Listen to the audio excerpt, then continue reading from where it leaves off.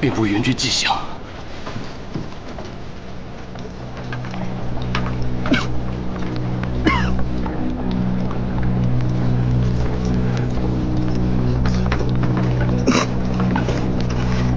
毒计已断绝数十天，您坚守至今实属不易，但恐怕敌人下次进攻，我们再难抵挡。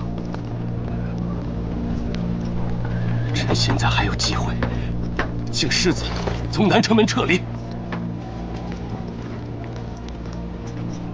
长陵军旗之下，岂能为战而逃？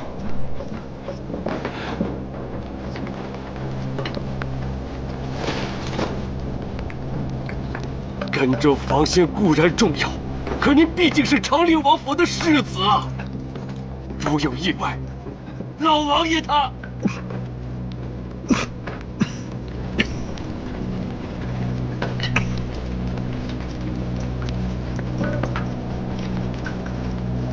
既然身在沙场，那么我与他人就并无不同。若是事情真的到了那么一步，好在父王膝下还有二弟平静。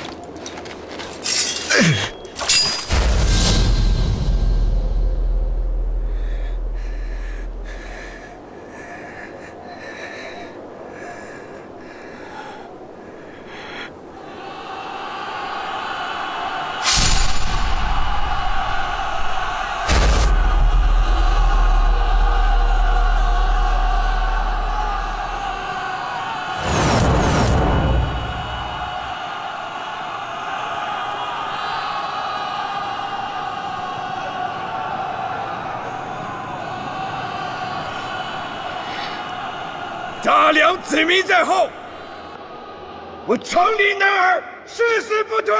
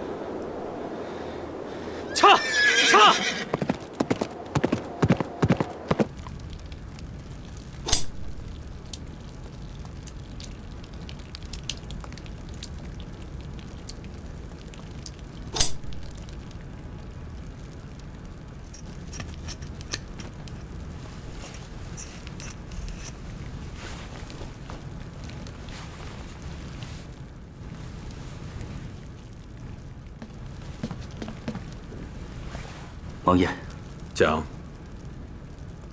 实在离心脉太近了，这剑座必须马上取出，但恐怕末将实在没有把握。明白了。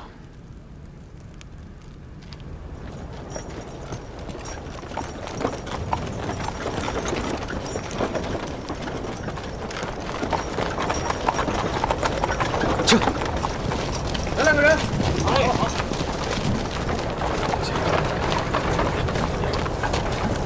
用力。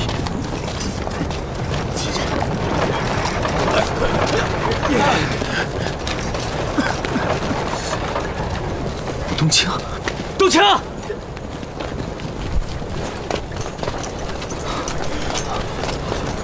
二公子，你怎么来了？我大哥呢？在府衙，有老王爷陪着。父王，父王怎么来了？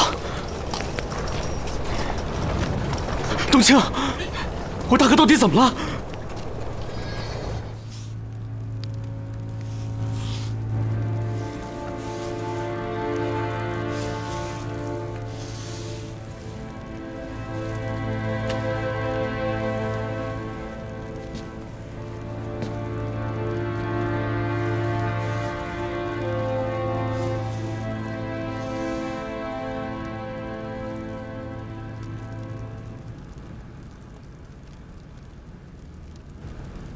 王爷，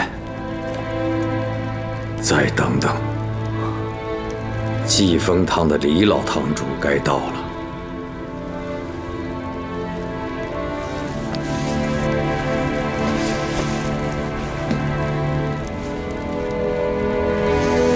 王爷，王爷。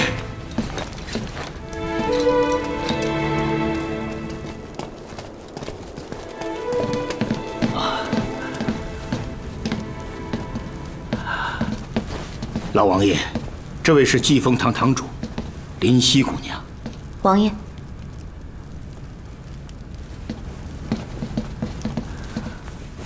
王爷，李老堂主叮嘱我等连夜快马赶到，一切由林姑娘先行处置，切不可耽搁。她随后就到。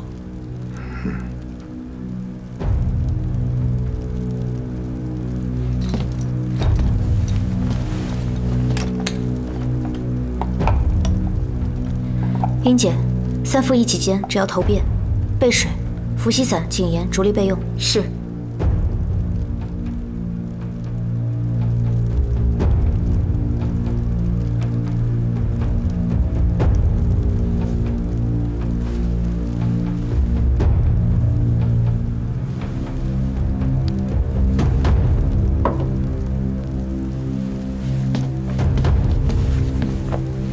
英姐，下针止血。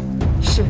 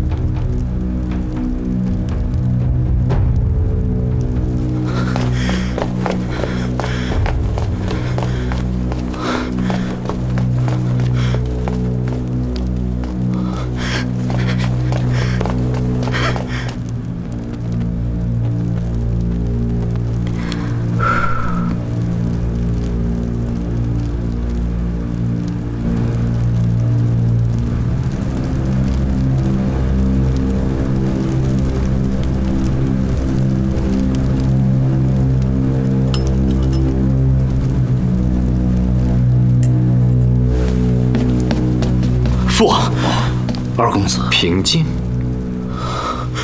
大哥，英姐，拔剑。林姑娘，林姑娘，不是老夫我信不过你，只是拔剑。剑入骨下2寸余，虽离心脏甚近，但未伤及心肺，只在毫厘之间，实乃万幸。但这只是我的判断而已。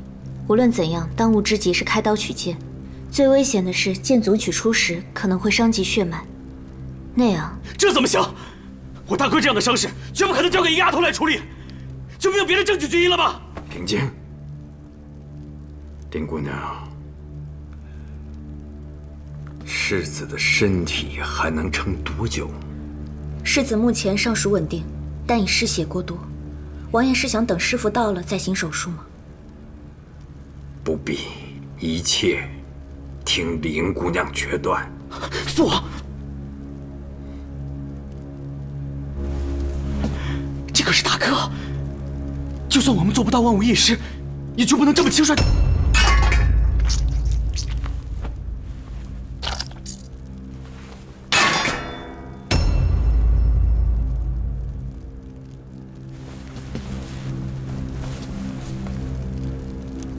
怎么样？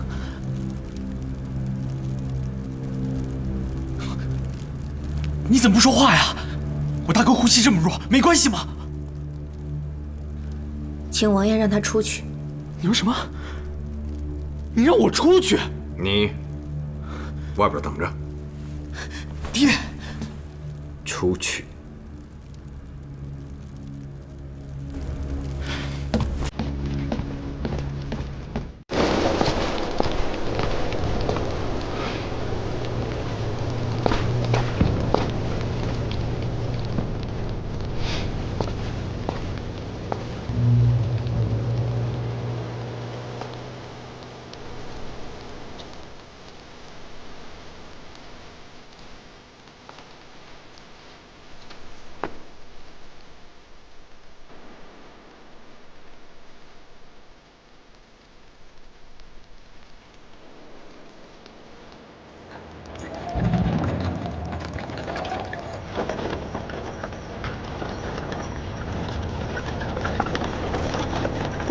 再快一点儿！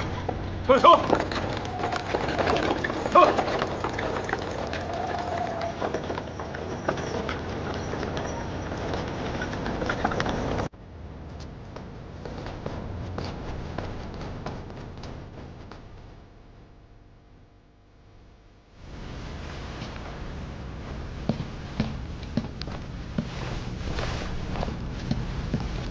丁姑娘，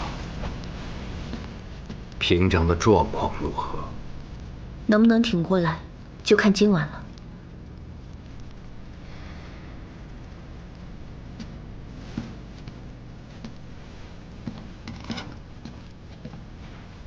姑娘辛苦了，有老夫在这守着，先歇息歇息吧。世子今夜尤为重要，还是让林夕来守吧。那就有劳姑娘了。英姐，再换一次。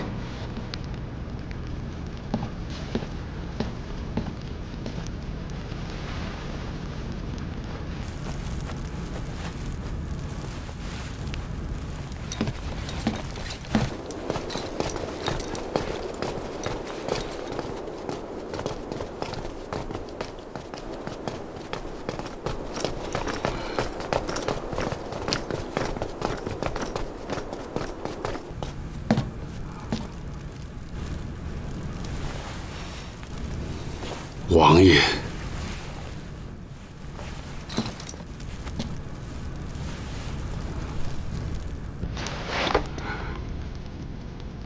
世子，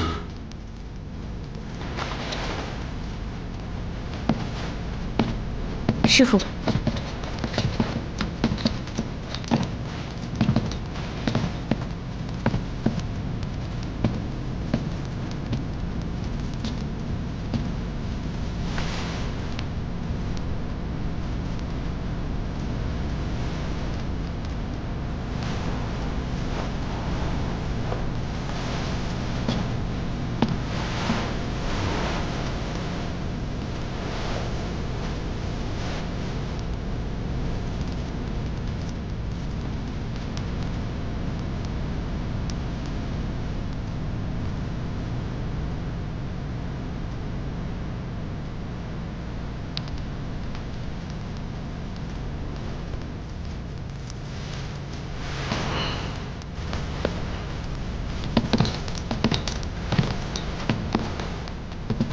竟然和当年林深同样的伤势。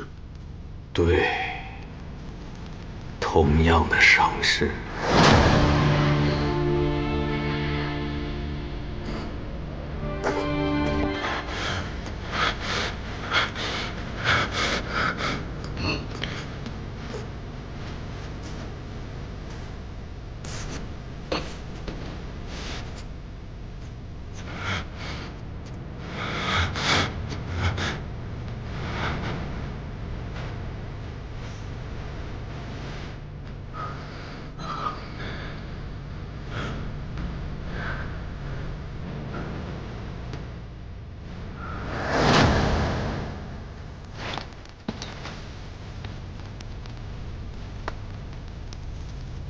当年林深没有救过来，不是李兄的错。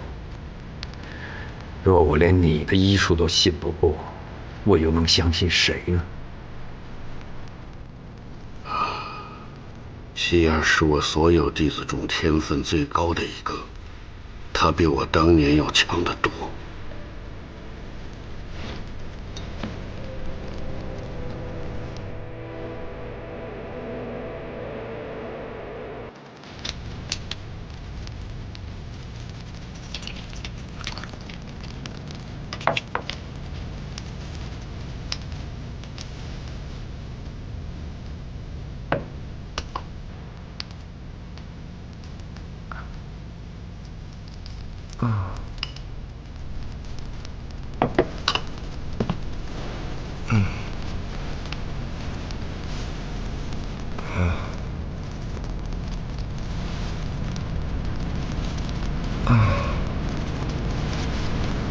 世子退烧了。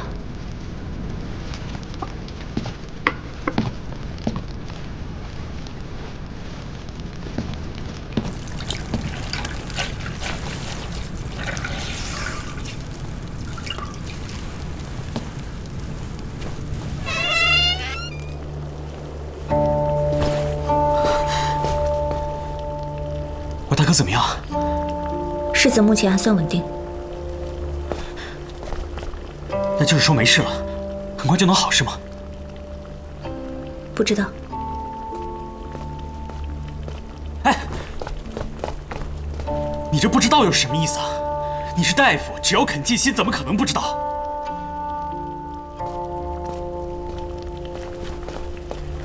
世人对一家最大的误解，莫过于以为我们是神仙。若有救不回来的病人，那必定是因为没有尽力。京中传言长林府的二公子受教于琅琊阁，原以为定是脱俗不凡，今日一见，却不过如此。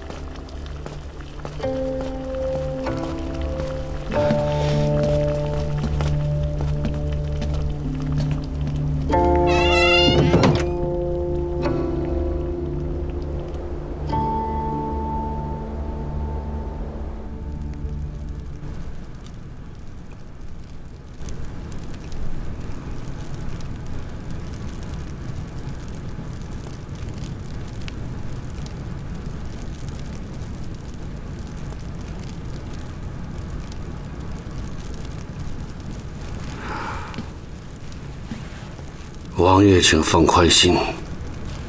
20年前的那一幕不会重演了。天佑我大梁，一切都是天意。有劳李兄了。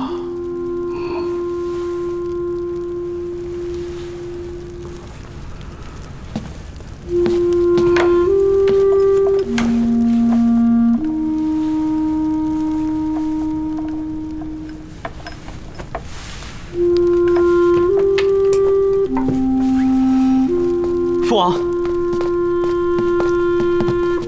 老堂主，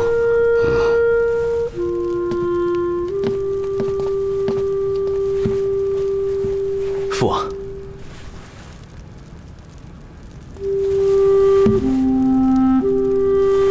怎么会想到要赶回来？大同府沉船，断的全是左路军资，而甘州一战已经持续近20天，正常战役鲜有此况。摆明了大御师不攻下甘州不会罢休的，而我大哥这里补给断绝，援兵又远，所以甘州必有危局。你回来又有什么用？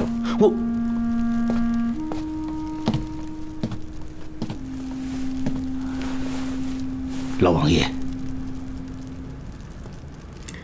好了，为父我还有很多的军务未曾料理，你在这里好好陪陪你大哥。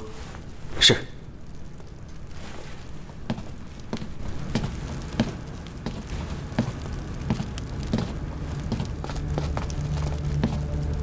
左右翼和后方都已稳住，大余黄蜀军的主力退出梅岭，没能围住。甘州一线战损严重，大余南下之势虽说被阻，但主力未上。北京接下来这几年恐怕要隐患重重了。已按王爷吩咐，严令各营戒备，不得松懈。大余如此声势南下，结果受阻，短时间内倒不会有大的举动。请宁参赞起草奏本，待本王阅后加急快马向陛下禀报北境的战况。是。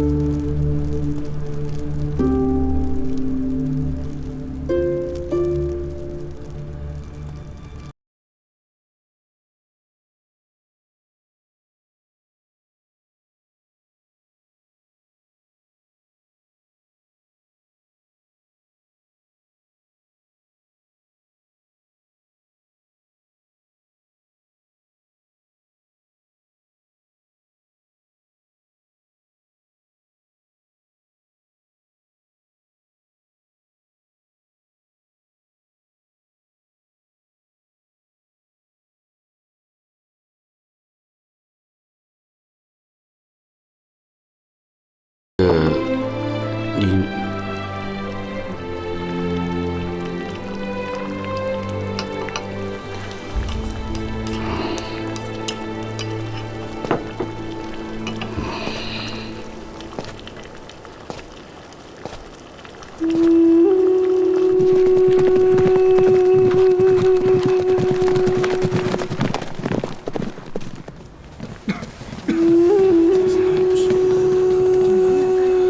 把这个给他服用。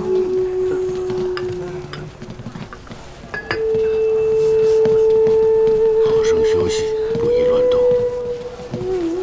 林姑娘，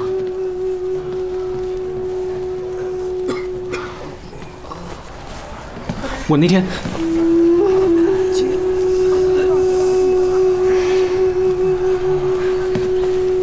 姑娘，你来看一下。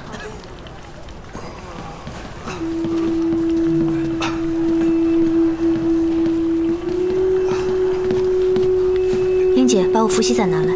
好，我马上去。林姑娘，那天是我说话都有冒犯，都有得罪。父王后来也训责我了。大哥伤势能够好转，全靠姑娘圣手。我真的是很感谢你。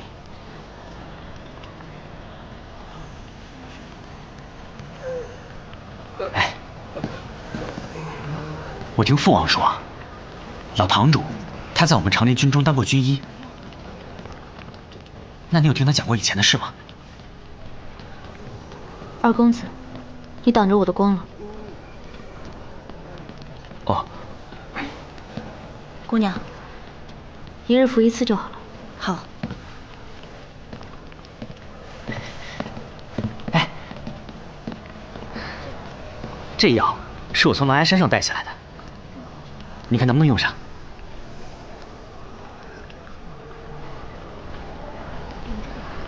用不上。用不上？哎，你什么大夫啊？这可是我们狼牙山上的除玉丹，你知不知道这里面有多少？那是调理用的补药，你自己留着慢慢吃吧。我自己吃？哎，丫头，你怎么说话的？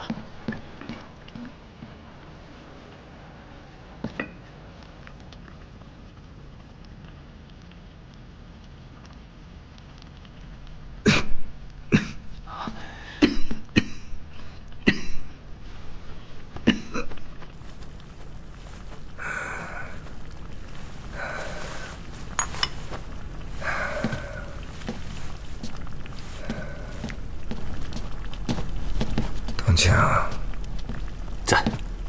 将这次的军报拿给我。是。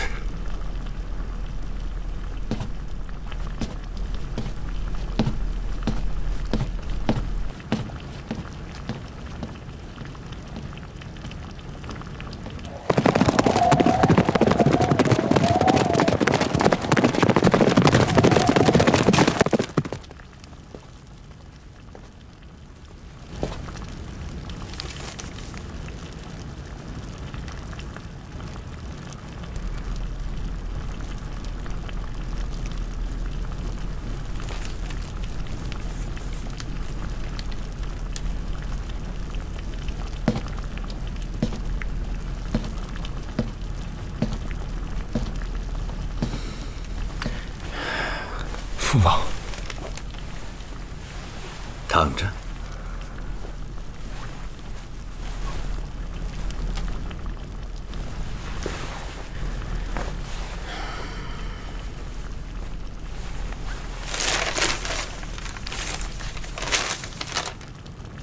你伤得这么重，躺了2天，昏睡了2天才醒过来，这些个东西，别看了。耗神。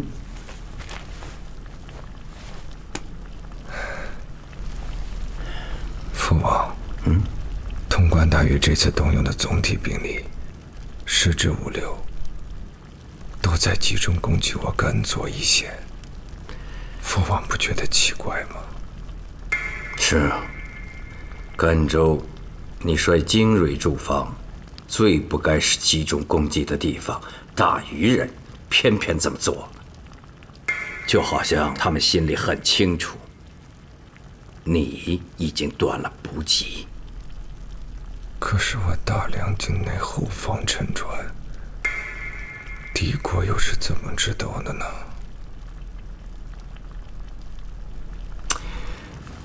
唉，先养身子最重要，这些个事情，为父都会处理，你就不要多想了啊。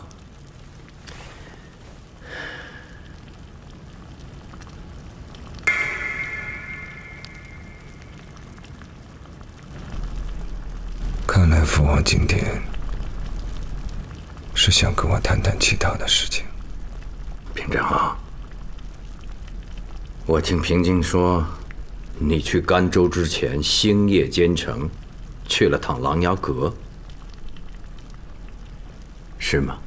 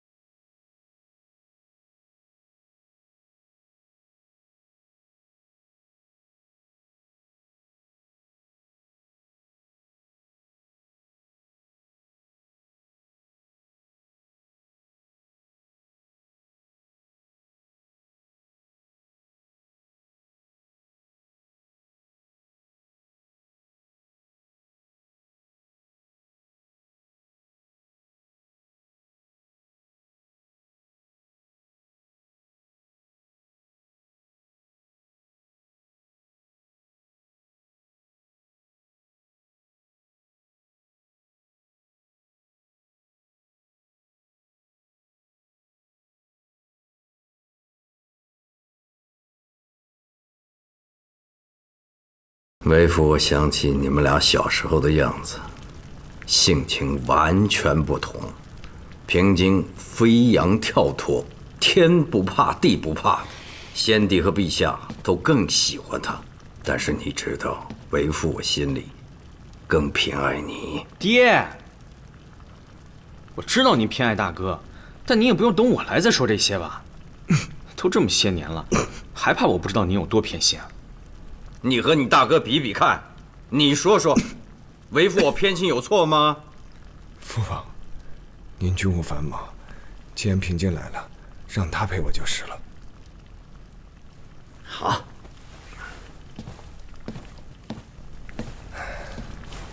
平章，大同府的事没那么着急，还是身体要紧。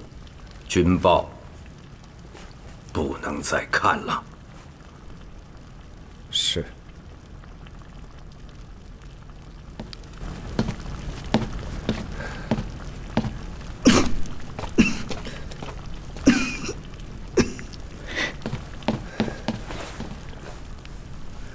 我偷偷看了父王递送进京的奏本，除了北京战况以外，也提了大同府军资沉船的疑点，请求陛下派专使前往调查。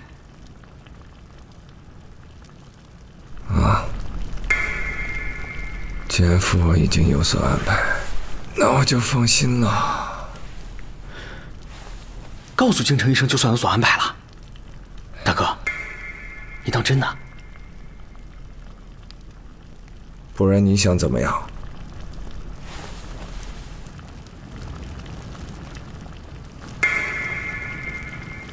朕现在不想听这些枝节。你先说平章怎么了？这孩子到底伤在何处啊？军医怎么说的？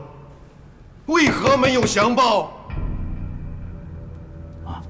陛下，请陛下不必担心，有陛下的福泽护佑，长林世子是不会有什么事情的。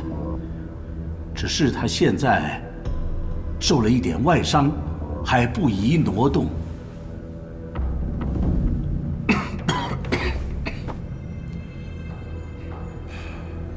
按王兄战报所言，甘左一线补给断绝了整整1个月，这又是怎么回事？陛下，大同府河段航道狭窄，水流湍急，当晚又突遇暴雨，风力强劲，故而意外沉船。负责押运补给的官员可曾回来过？主责官员全部同船遇难。查了吗？大同府地方可曾立案详查过？可有相关的奏报入京啊？有吗？陛下，沉船之后，大同府忙于临时征调补给，所以还顾不上。既然当时的官员已死，大同府地方并未立案详查，你更是连京城都未曾出去过。宋福，这个意外的结论到底从何而来呀？啊！陛下，臣情急失言，还望陛下恕罪。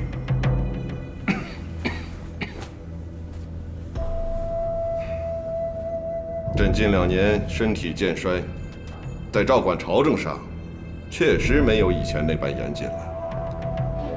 如今出了这样的事，说起来，倒是朕有些对不住长林王兄了。陛下，这是臣等的过错，请陛下息怒。请陛下息怒。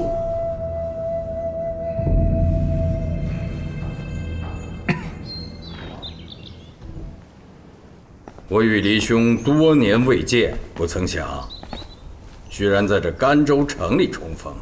早就想约离兄坐下来叙叙旧，只是杂物繁多，一直抽不出身来。我也是军中出来的人，王爷能有今日这片刻闲暇，已经是很不容易了。请。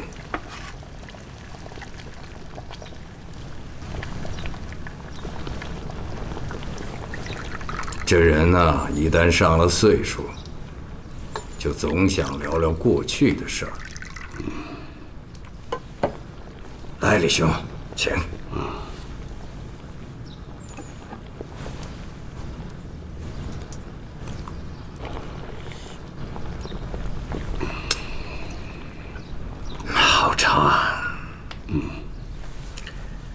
想当年，我们3个人，大哥陆远，我三弟林深，我们3个人同患难，一起被先生救出夜游亭，一起学艺，又一起从军。可最终活下来的，却只有我一个人。王爷对兄弟的这份情谊，从来也未曾亏欠过。至少我看见二公子身上还带着当年的婚约信物呢。平京，长林之子，生来注定就上战场。当年3弟妹不忍丧夫之痛，不想要这桩婚约，不愿让女儿再嫁入将门，他是怎么想的，我能理解。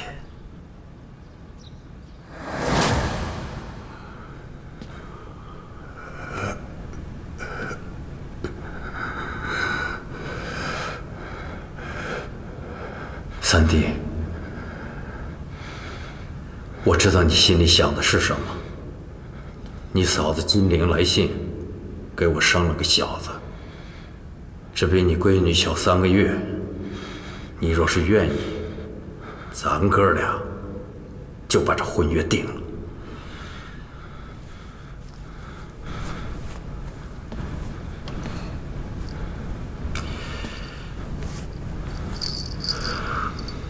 这把长命锁，原来是给孩子打的，全当是婚约的定礼。三弟，结了吧。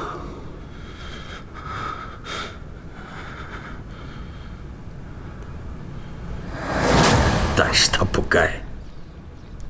该带着孩子不辞而别。我这心里实在是愧对三弟临终嘱托。王爷当年派了那么多人去寻找，他们母女若真是流离在外，怎么可能找不到？既然没有了踪迹，想必是有人收留安置，必定不至于受苦的。但愿吧，但愿如黎兄所言。王爷虽有守约之心，但陛下不会愿意让二公子就这么一直等下去吧？陛下已经答应平京再等1年，如果还是没有什么消息，这陛下就要亲自介入了。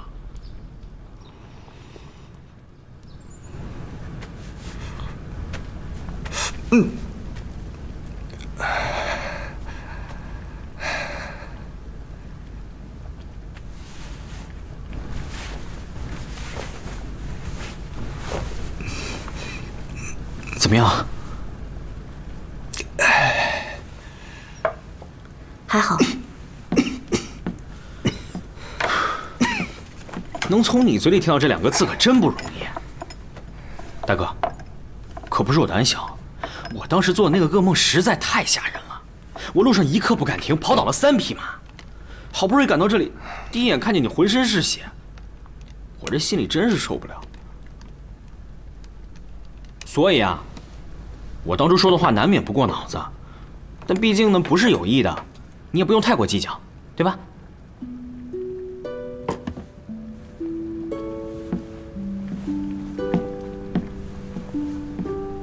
大哥，你看，一直是这么个脸色。我也明白你的伤是他治好的，我把人得罪了总归不是个事儿，所以找他求和好几次了，都没怎么理过我。这丫头真是小气。能怪人家姑娘吗？你一开口说话就停不下来，换成是我也烦你啊。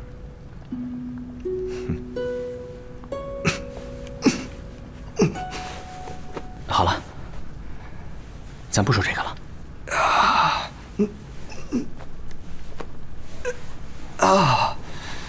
大哥，我有正经事跟你说。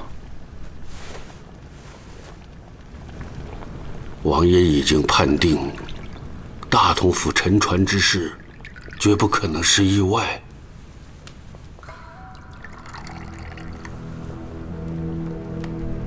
从军多年，生死早已置之度外。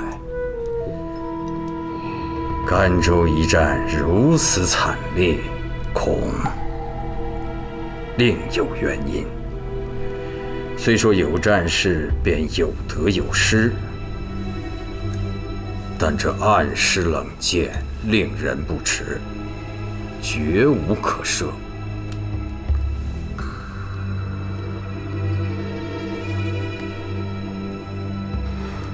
王爷是想一查究竟。要是不查个水落石出，怎么对得住那些死去的将士？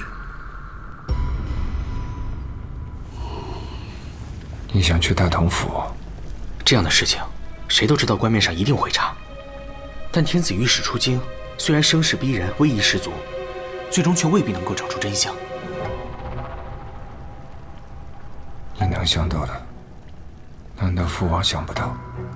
无论陛下在京城怎么安排，我北京都会另派人手自行调查。这关键就是应该派谁去啊？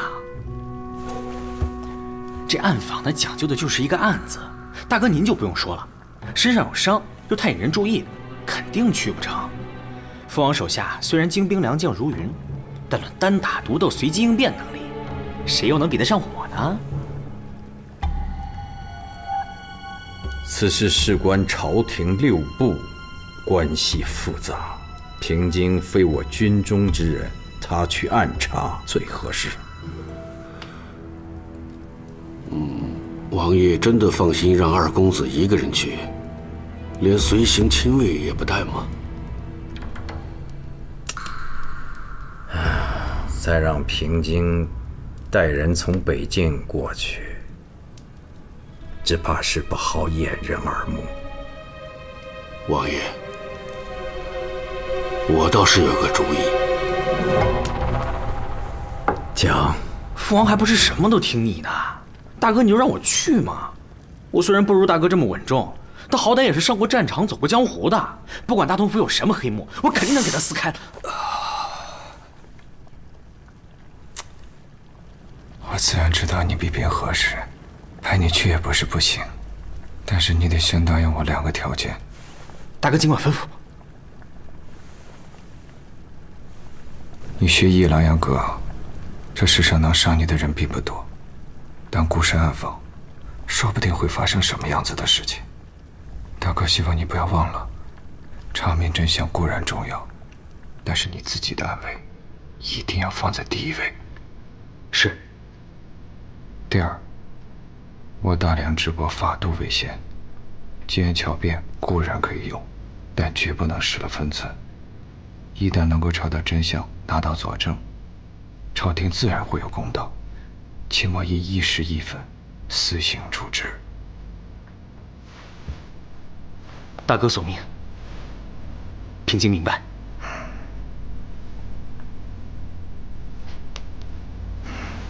黎兄愿意林姑娘同往，暗中有个照应。您放心吧，别的忙帮不上，大同府当地跑腿的人手倒也还是有一些。若是这样，我就放心了，那就有劳黎兄了。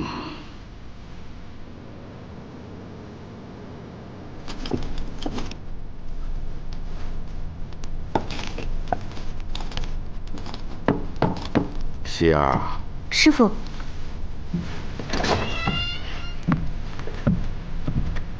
师傅，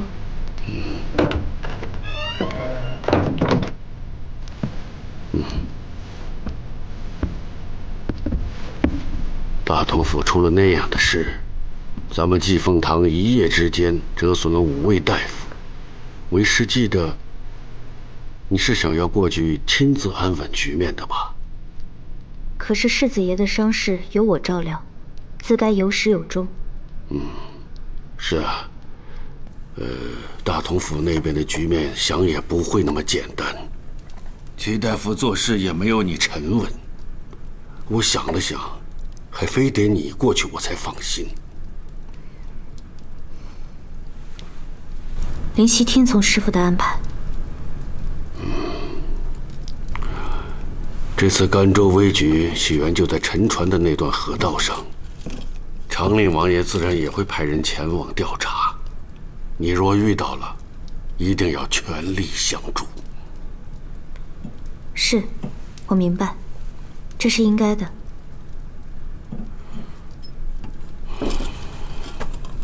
好了，你也早点歇着吧。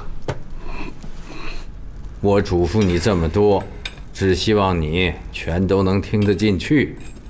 你大哥说你是真心想要去做，就一定把它给我办好。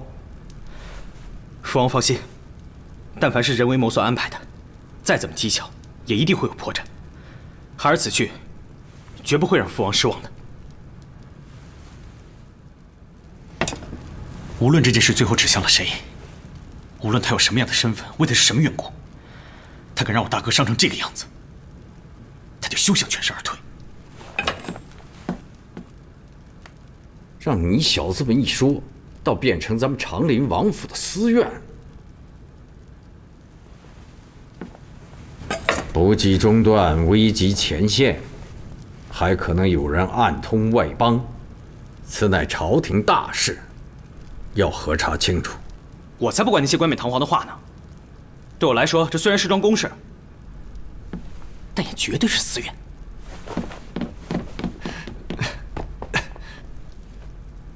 父王计较什么？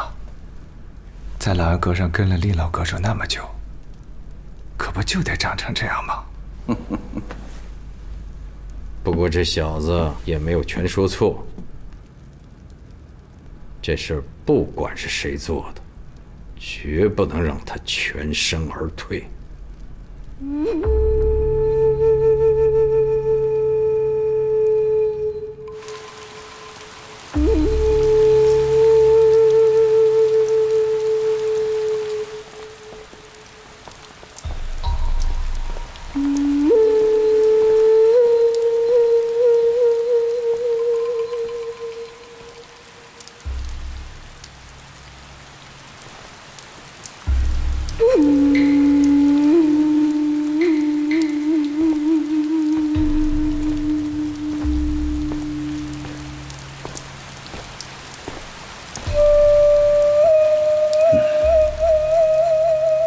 陛下已经指派主父2位专使，不日启程前往大同府，详查军资沉船之事。长林王府提出要同查此案，陛下已经应允了。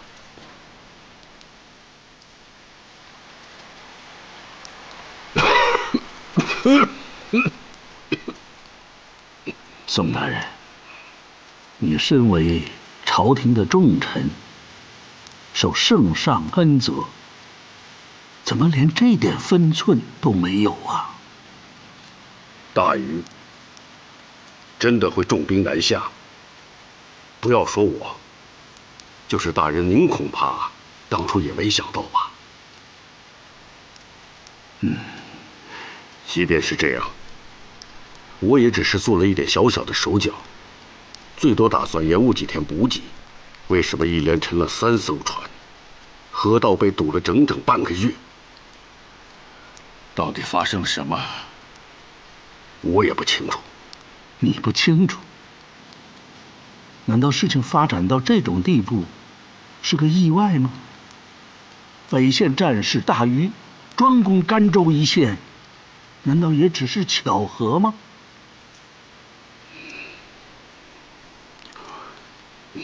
在下忝居朝堂近10年，深受皇恩，举家尊荣富贵，去勾结外族，究竟与我有何好处？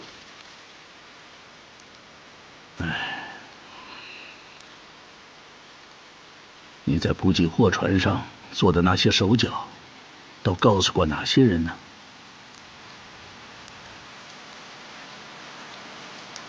我府上的秦师爷与大同府来往联络，其他还有一些帮我办事的人。此外，再也没有其他人知道。当然，还有就是大人您。知道的已经够多的了。我是万万没有想到事情会发展到如此地步。现在北境未安，世子伤重，长宁府暂时还腾不出手来。我看，你还是先把能收拾的收拾干净了吧。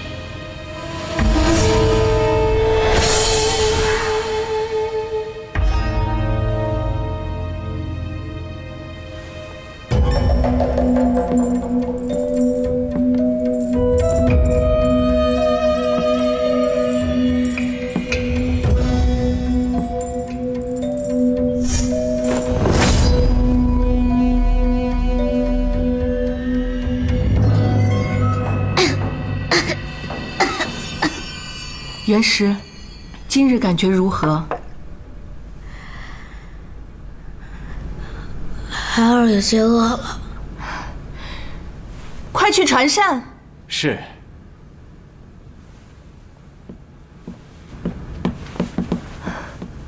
太子的病情这么快就有了起色，多亏濮阳上师为他施法定神。太子玉体不安，乃是时症与风邪交感而至。太医们治病，在下驱邪，两相补益，方有疗效。上师一向谦逊，从不独自居功。谬赞。长林王爷已经在返京的途中，不管事件如何发展，由谁主理，你和兵部总归不可能再沾手了。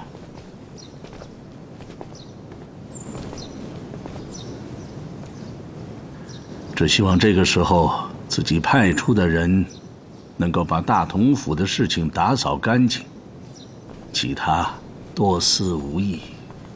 玄大人，宋大人。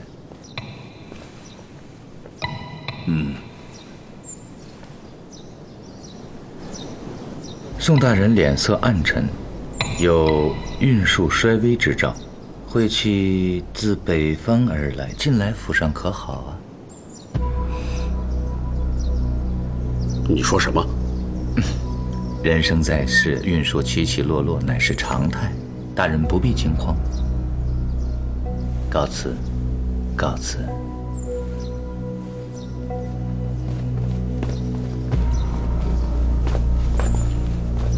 这个濮阳英，虽然他有上师尊号，说到底不过是一个白神教的术士，竟如此轻狂。好了，虽然我国中不像南楚举国尽信白神教，可是也并未禁止啊。皇后娘娘引荐他入宫后，陛下的喘疾和太子的体格都有所好转，不能说他没有功劳的。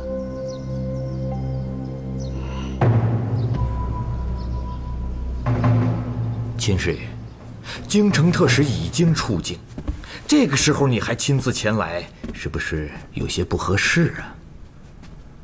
宋大人是你的作师，关系是明摆着的，还要避什么嫌？眼下的当务之急，就是要把沉船之事掩饰成意外，不能让人抓到实证。你老实跟我说，都收拾干净了吗？说话。当时有艘小客船刚巧跟在后面，船上有几个济丰堂的大夫从水里救了好些人出来。我知道事情既然已经失控，便不能留那么多活口，所以立即派人赶去清理。可是什么？虽然最终把客船给撞沉了，可还是有3个济丰堂的人将一个官船上的船老大带走，逃掉了。逃掉了？还没有找到吗？府界全城正在严加搜索，济丰堂在城里开的药房，我也派人时刻监看着，只要有动静，必能知晓。监看？你明明知道是济丰堂救的人，为什么不进去搜查？济丰堂是医家，治病救人口碑甚好，此事又上不了台面，无缘无故如何去搜啊？顾不了这么多了，无论什么借口，马上去给我搜。来，大把手啊！来。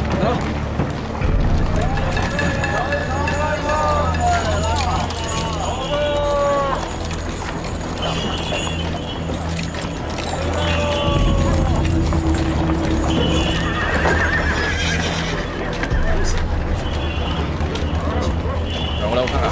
军爷，你小侯爷，你们俩干什么？难道您真的要管这个闲事吗？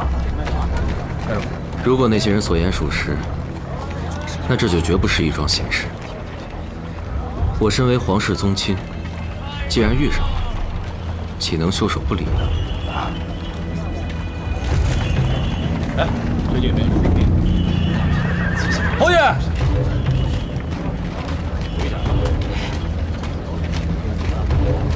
给侯爷请安。前参领辛苦。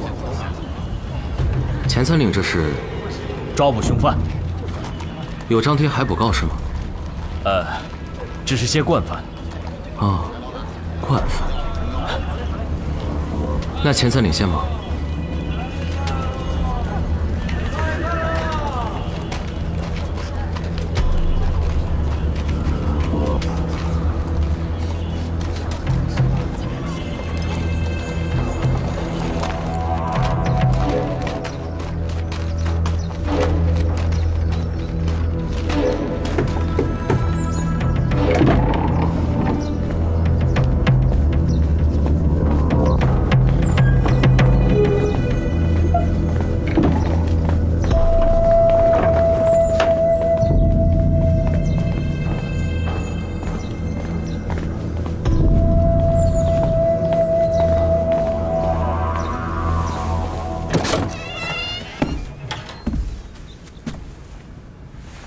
小侯爷，小侯爷，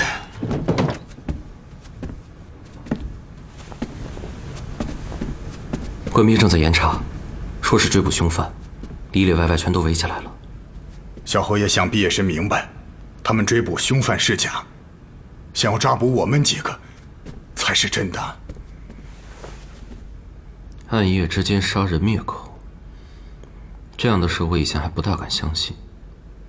可是现在，我们3个都是普通的大夫，原本以为是恰巧碰到了船难，尽力在河中救了几个人。如果不是随后有人追杀，谁能想到这幕后……你们救出的人当中，就只剩他一个了吗？是啊，是啊。若不是小侯爷恰巧路过，愿意援手，只怕我们几个也未必能逃到这里。是，这个你们放心，我好歹还算有些身份。游历山水偶然到此，是个完完全全的局外人。这个院子目前也没人注意，不会有事的。谢谢小侯爷。小侯爷，您总不能一直把他们藏在这儿吧？这位兄弟说的没错，如此罪行，岂能由得他遮掩？我们必须要想办法逃出去举报。我虽是个京中闲散子弟，但我也知道，这样的事情，幕后的水一定很深。就算你们侥幸逃出了大同府，那下一步，你们该向谁举报才能万无一失呢？州台、都府，还是京城？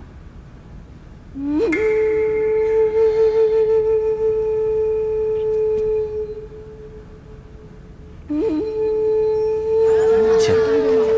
好，走。二位慢走。有劳了。客官，您看这坛酒糟了。这坛酒。站住！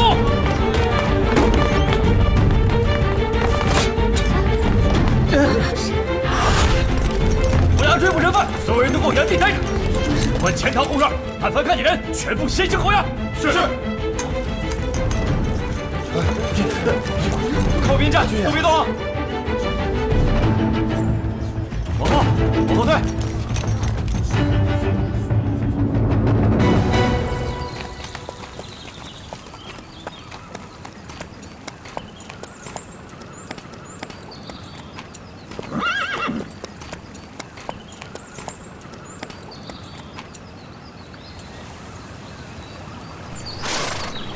走。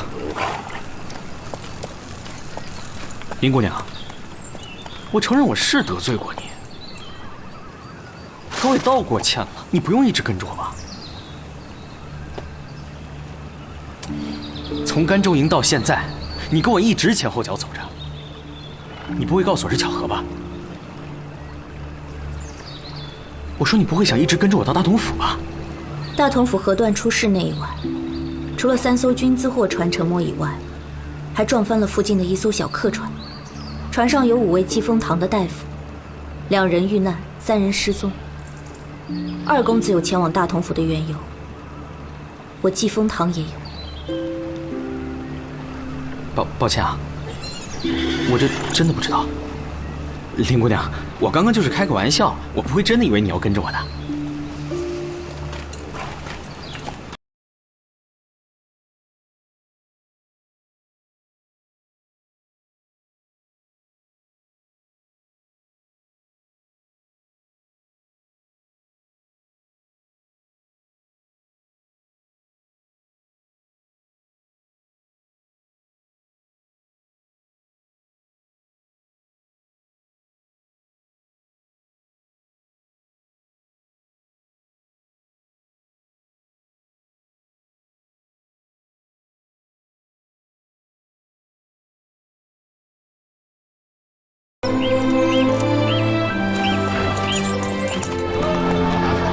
你不是说要去沉船的地方吗？何必跟着我进城？我是想去沉船的地方找找线索，但也不急这一时啊，还是先亲眼看你回了金风堂才放心。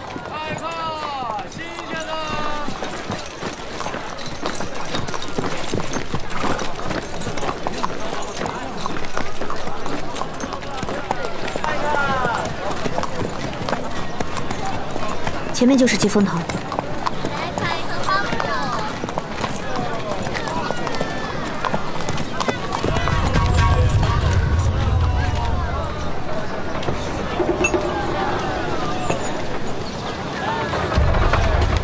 这位小哥，听说这家大夫很好，我专程赶过来求医的，怎么关门了？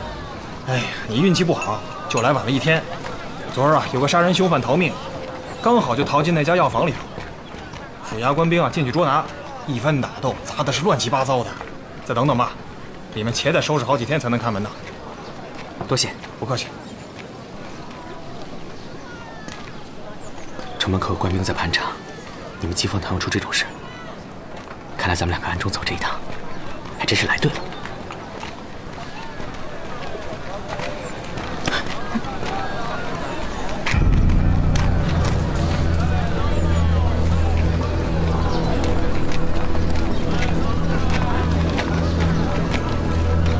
走吧。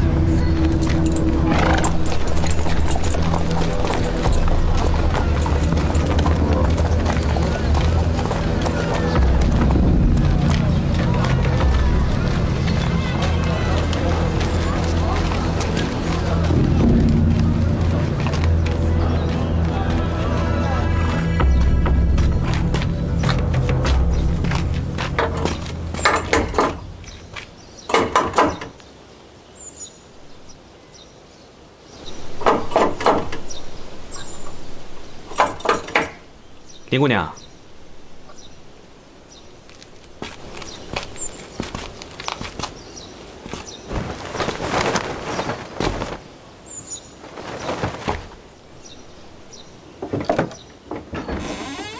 云姐，哎呀，林姑娘，您可算是过来了。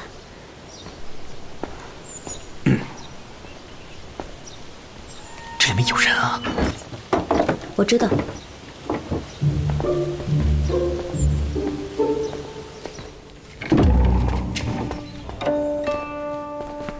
小侯爷，你也看到了，现在官差已经搜查了所有的客栈酒楼，迟早是要搜到咱们这个小院的。只是这么躲着，真的不是个对策呀。军资沉船，就算只是单纯的意外，京城也会派人来核查的。更何况这件事还有如此多的疑点，上头派人来是迟早的事。别着急，再等等吧。哎，小侯爷，可是京城离这儿路途遥远，这万一要是特使没来，被他们先发现了，那小侯爷您的安危可怎么办？就算最后被他们发现了，谁还敢拿我怎么样不成？小侯爷，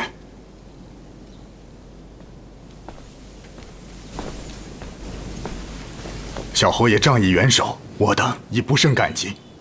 若是将来实在走脱不开，我等自会先行离去，绝没有连累小侯爷的道理。程大夫，我身为皇室宗亲，既得锦衣玉食，自然仰担家国之责。遇上这样祸害边境安危的大事，难道不是我萧氏子弟应该管的吗？不知程大夫这连累二字，究竟从何而来？在下刚才说错了话，还请小侯爷见谅。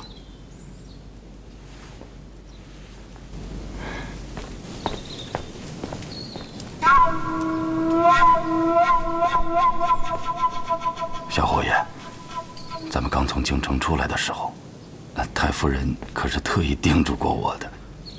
太叔，你是不是也跟母亲一样，觉得我就只能闲散度日，别的什么事都做不成啊？不，阿太不是这个意思。再说，现在说这些已经晚了，我已经卷入此事当中了。事已至此，与其坐以待毙，倒不如主动出击。小侯爷，你要做什么事啊？啊？按你的说法，带队前来搜查的是大同府姓钱的参领，他一下子扣住了所有人，但逐一核查之后又并没有抓走人，是吗？对。可见那位钱参领很清楚自己要找的就是你们济丰堂失踪的那3位大夫。不过既然他还在到处找人，就说明咱们来的尚不算晚。云姐，去给客人收拾一间屋子吧。啊，好。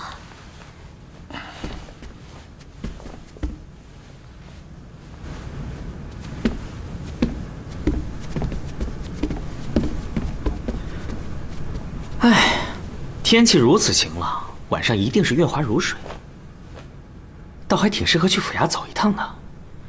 你是怀疑府台大人也被卷入了？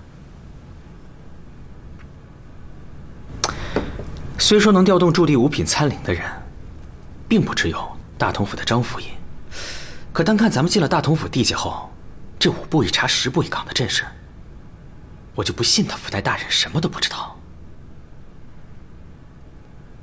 怎么样？月华如水最是难得。林姑娘，晚上一起去赏个月吧。不去。为什么？今天是初1，哪来什么月华如水？你自己去吧。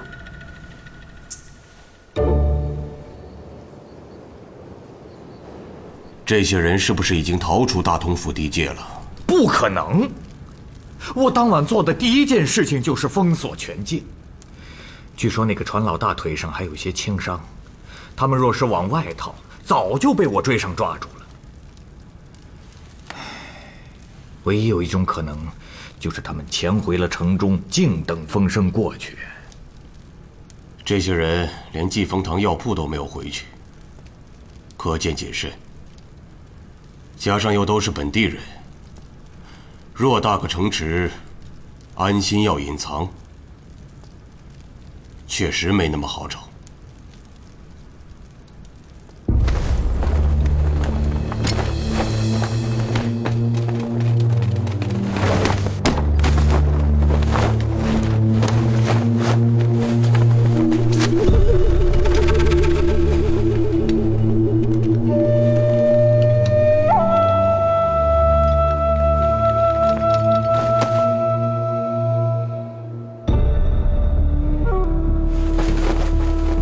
这原本说好的，军资过境，由兵部押运使担负主责。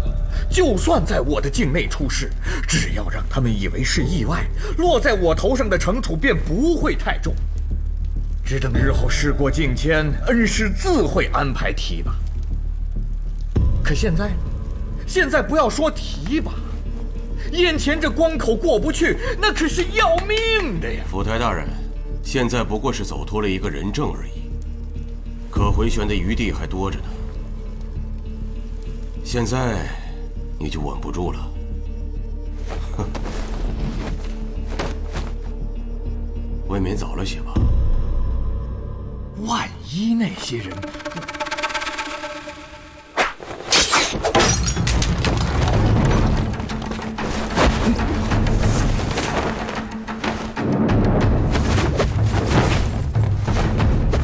有刺客！有刺客！抓刺客！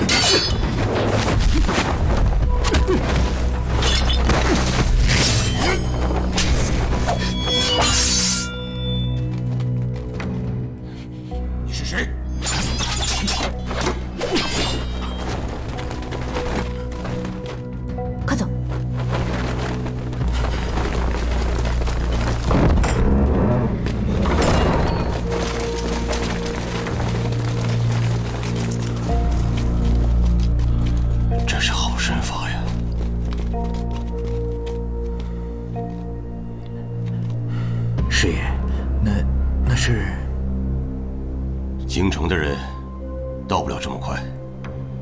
想必是北境来的人吧？北境？嗯。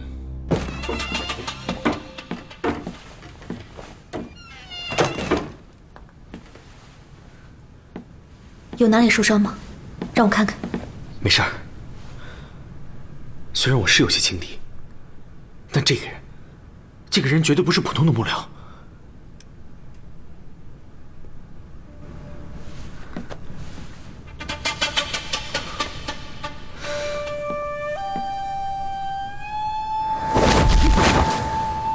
他的掌风不过是擦肩而过，根本没有击中我。怎么这衣服像是被烧过似的？鬼域无影，幽冥暗火。断同舟。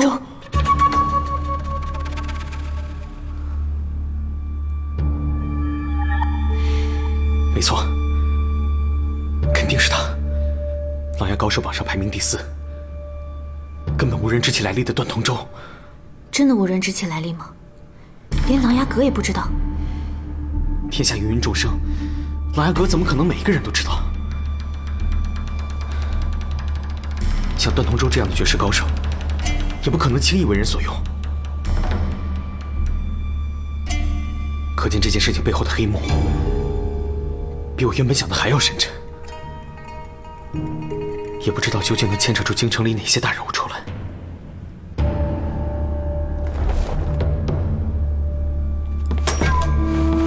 什么人？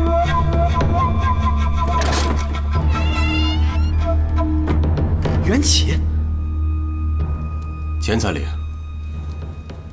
秦师爷。白天城里来过什么可疑的人没有？出事以后，我们日夜严查，并没有见到什么可疑的人。倒是有一位贵人。贵人？什么贵人呢？莱阳侯。可是陛下那位早亡的胞弟莱阳王的遗父子萧元启？对，就是他。外出游历至此，今天早上在城门口还碰见他了。他什么时候来的？半个月前吧。半个月前？是，我想起来了。他进城的时候，我们对他并没有仔细的盘查。他毕竟是皇室宗亲，我们手底下的人也不敢得罪他。这倒奇怪了，也不知道这大同府城内有什么了不得的山水，值得这位小侯爷停留这么久啊。秦师爷，你的意思是？这样，天一亮，召集人手，拜会一下这位小侯爷。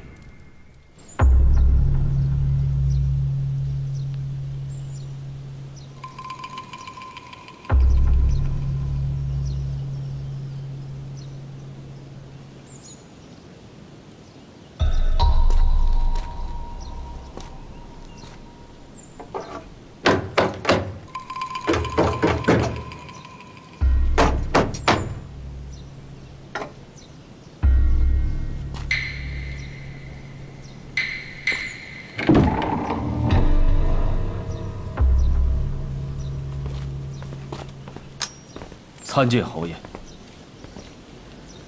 钱参领，不知我这儿有什么事情，值得你一大清早就铺排如此之大的阵仗？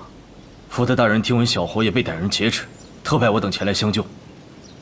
看到侯爷在此安然无恙，在下就放心了。满口胡言！是谁告诉你本侯被人劫持了？属下也是奉命行事，还望侯爷见谅。院内的歹徒，给我全数拿下！小心些，别让歹徒伤到了侯爷。是。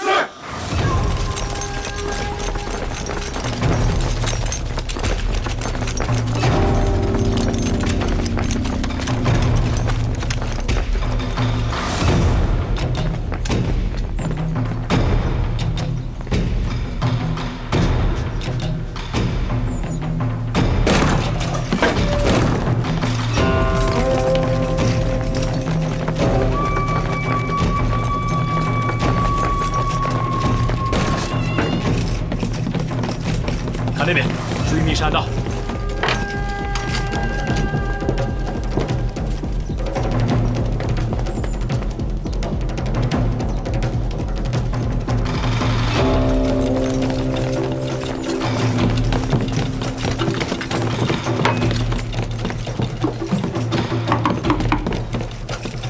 钱参领，北厢房没有。看里边。钱参领，什么都没有。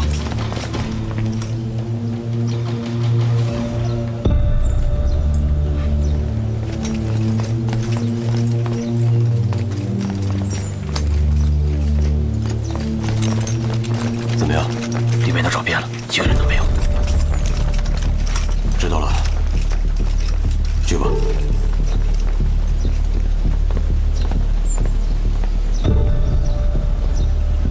侯爷，线报有误，鲁莽打扰，还望侯爷不要怪罪。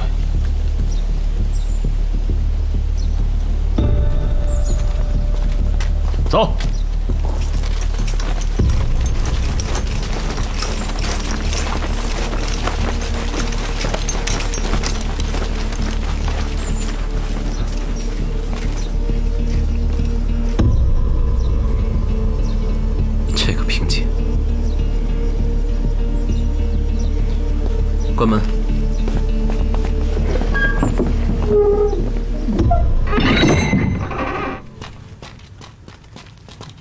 见过小侯爷，见过小侯爷，见过小公子，见过二公子，林姑娘。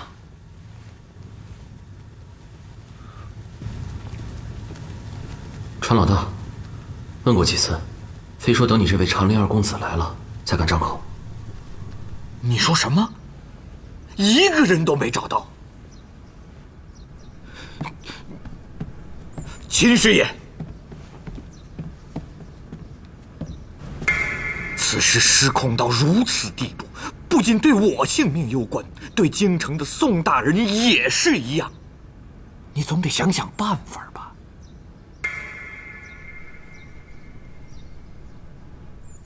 事情已经到了这个地步了，多少无辜的好心人因为你丢了性命。如果你还想活下来，从现在开始，把你知道的一切都告诉我。快说吧。这位是长林府的二公子，现在也只有他能救你的命了。我是官运上的人，跑船10多年了，做事一向很仔细的。可是前些时日，我家里出了事，儿子欠了很多的赌债。钱参领找到我，他说：“来，叫不叫啊？让王侯都来吃饭啊！”看清楚没有？这些钱，够你把儿子捞出来，带着一家老小找个地方舒舒服服过一辈子。这3艘货船，你的船在第1艘，等过虎安峡时，马上将送，朝南，把船横过来。啊，这么做是容易造成3船连撞的。没错，要的就是这个搁浅。这船上运的可都是君子啊！哎，这是为什么呢？京城里的大人物打肚皮官司，你管那么多？背后还有府台大人撑腰，你什么都不用怕。京城的大人物，看来这背后应该还有更大的黑手在把控。照他这么说，这段同志为什么趟着浑水，我倒也能理解了。这几天，我躲在屋子里想了又想，船上一定还有其他地方被做了手脚，3船连撞，这一下子就控制不住了。我眼看着后面2艘船翻了下去，差一点连我这艘船都没能坚持多久啊！当时有风雨，又在那个地方，要不是大夫们的客船恰好路过，恐怕连半个人也救不上来呀。可惜呀，也只救了1时，总共才捞起来7、8个人。本想尽快赶到下一个码头，没想到天刚要亮的时候，就被追杀我们的人给截住了。有你们的证词，大同府的人估计很难脱罪。要是再有点物证，就更好了。可是我听说，有1艘船根本打捞不上来，另外2艘勉强拖上了岸，也已经烂得不成样子，恐怕很难有物证吧？你是说捞上来的船还在？对呀。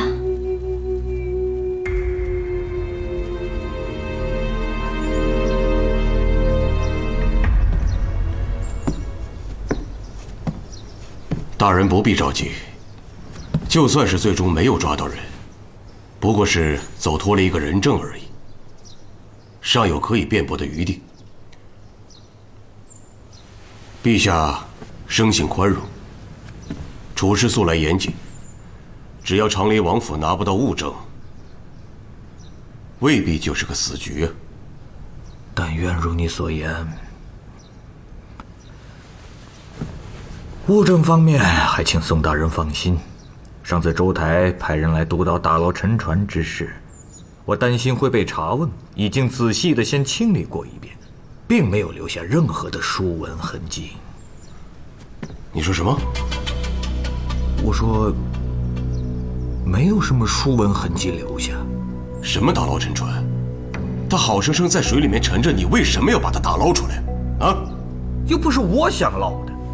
这么大的事儿，虽说是在我的府界之内，可是周台也是要介入的。上面派人督导打捞，我怎么可能拦着呢？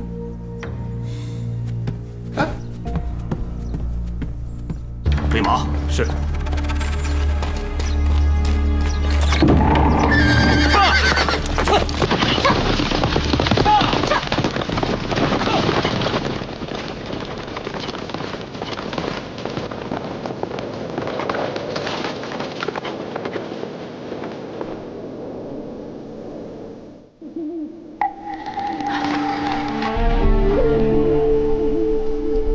看来府衙里也有人反应过来了，还是来晚一步。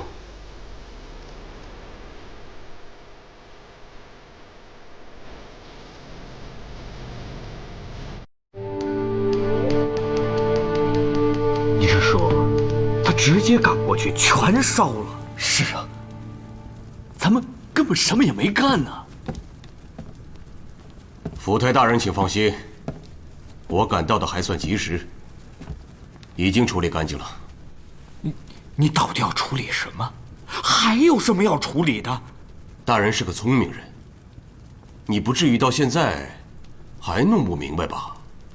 我们原来商定的是让这批货船意外搁浅延迟耽搁几日罢了，只不过当晚遇上了暴雨，一不小心失了分寸，才弄成如今这个地步。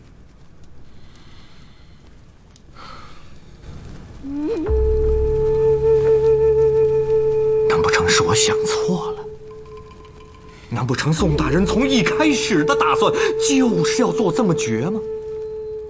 府台大人，已经是一根绳上的蚂蚱了。此刻你再说什么原本怎么样，打算怎么样，有什么意思呢？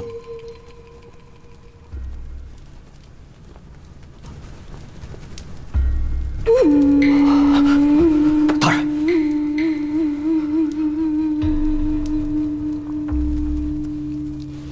这位府台大人还真是奇怪，放着船还在岸边这么久不管，怎么突然想起要处置了呢？哎呀，管他什么原因呢？反正现在是已经烧了，烧得一点都不剩。哎，等一下，好像不是一点都不剩，水里好像还有一艘。你们出去的时候我已经问过了，沉船附近有乱流，再加上马上要入冬了，水温太低，就算是最好的水鬼也不敢轻易尝试。林姑娘，缘起，我在狼牙山上有个绰号，你们知道是什么吗？不知道。狼牙天池里的含晶石你们知道吧？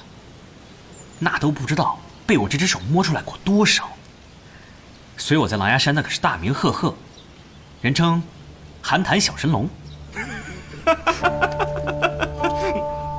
你笑什么笑？我不笑，北吧呢？小神龙。哎，他刚刚是不是笑了？啊？哎，你笑了，我还以为你不会笑呢。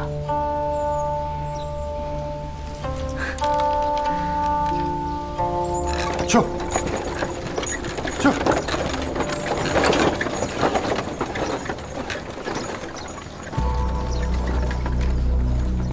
大人，把夫人和公子送走，真的有用吗？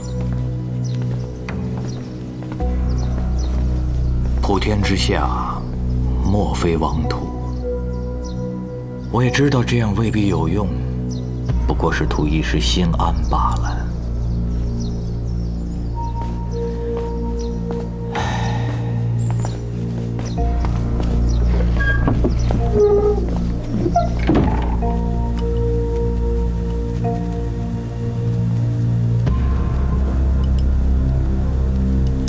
你一定想清楚这沉船的位置，千万不能画错。啊，这个位置，我一辈子都忘不了了。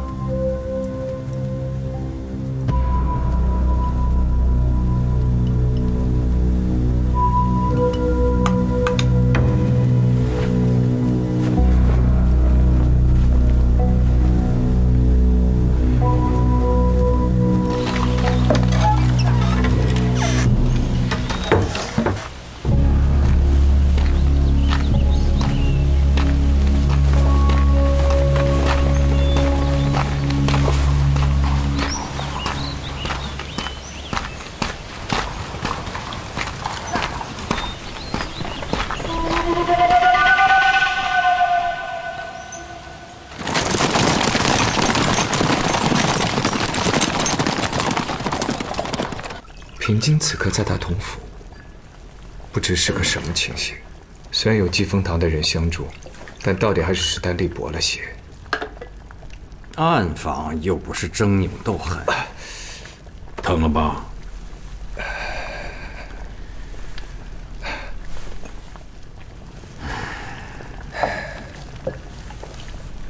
平津一个人去大同府，人少有人少的好处。再说，这孩子做法和想法和你我都不同，江湖气更重一些。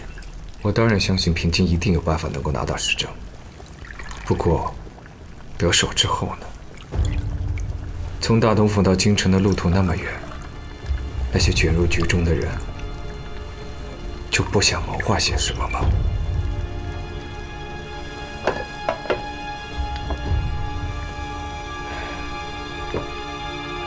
咱们的这一步，现在是不是也该走了？此地离齐州的单柳营已经不远了。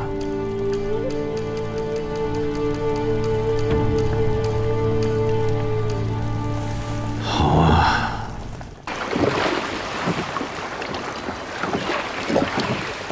应该就在这附近。船师傅，哎，停下。好。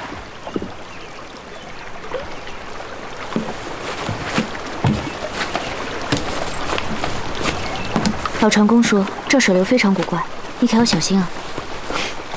放心。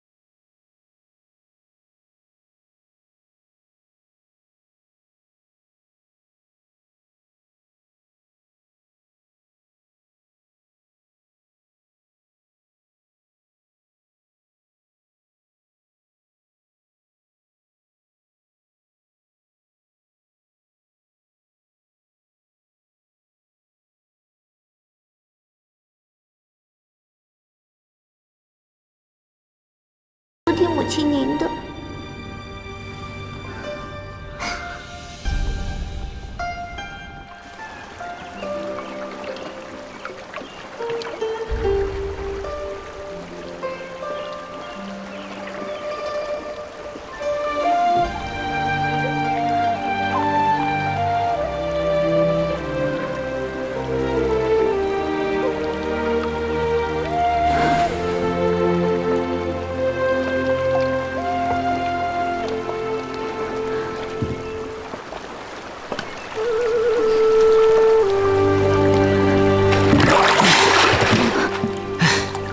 位置是这儿没错，我已经看见船骸了。不过我得多潜几次，记住啊，我潜的时间比刚才要长1倍。既然能潜这么久，干嘛现在上来？你看起来性子冷淡，其实心软。我怕潜下去时间长了，你担心怎么办？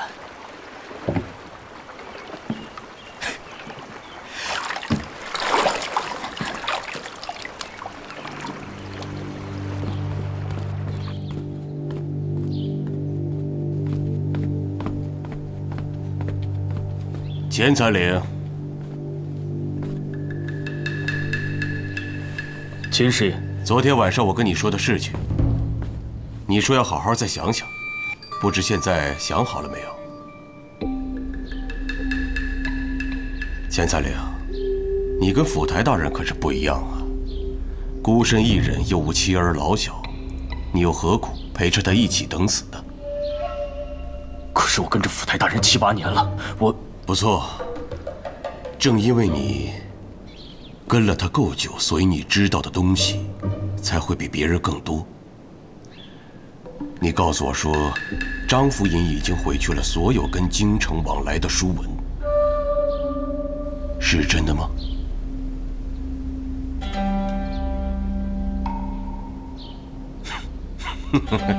看来还是留了一些。这些书文都藏在什么地方？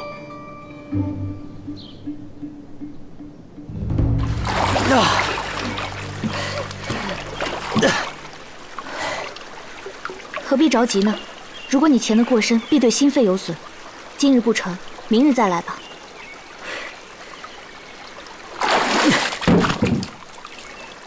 这是什么？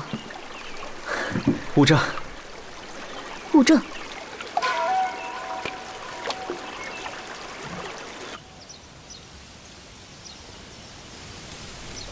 你是说水下船体的断口处都有一样的凝胶？没错，这是乌厄粉和残胶掺和制成的，十分牢固，起码要下水浸泡好几天，才有可能被熔断，所以极难被提前察觉。可是，一旦遇到撞击，又会变得十分脆弱。截断补给，堵塞航道，断的可都是前线将士的命。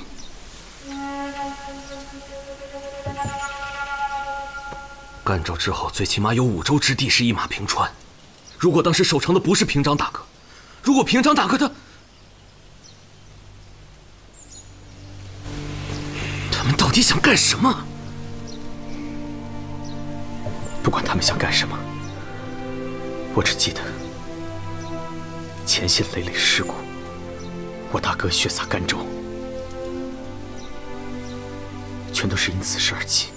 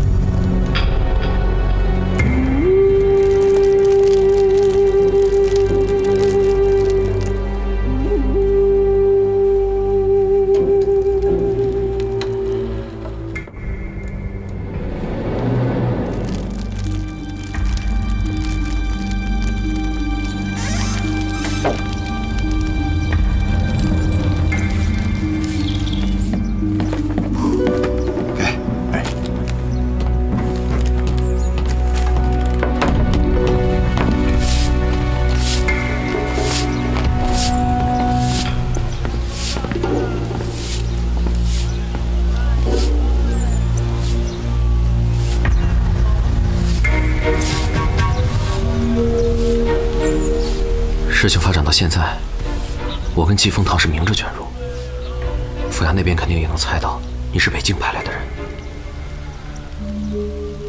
碍于咱们的身份，他们现在都是不敢明着进攻，但要是把人证物证安全的护送出去，只怕也没有那么容易。你想好下一步怎么办了吗？进去说。我昨晚想了一下，大概有2条路可以走。其一，就是去附近的州府或其他郡府，请求安排足够的官兵护送。但此案现在关联未明，就算你去了其他州府，你又怎么能知道谁信得过，谁又信不过呢？所以还有第2个办法，那就是安静等着。反正我们等得起。陛下的特使应该已经在路上了，这个时候，一动不如一静。第2条路更好。但有段通州这个琅琊高手在，我所担心的是另一个人证。另一个人证？你说的谁啊？你想想，谁才是此案与京城最直接的联系？大同府，张府尹。没有他，我担心京城幕后的黑手未必能被揪出来。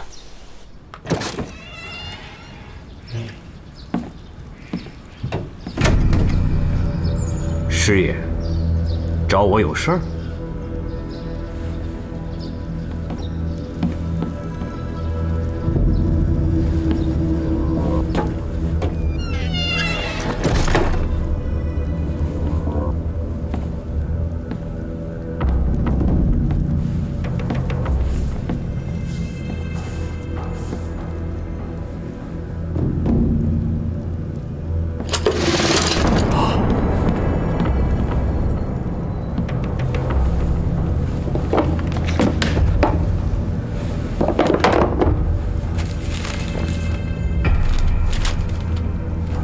张大人，还留着这些与宋大人的密函，是想到时候拿出来陷害你的保举老师，撇清你自己吗？你这么做，宋大人会很生气的。哎，张大人，我劝你还是沉住气，做好你自己该做的事情。到时候宋大人跟我一起努力。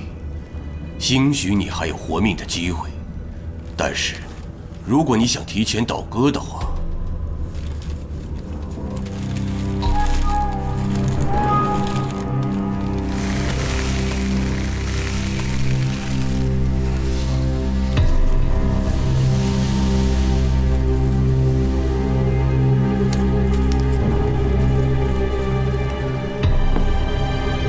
还望府尹大人别辜负宋大人。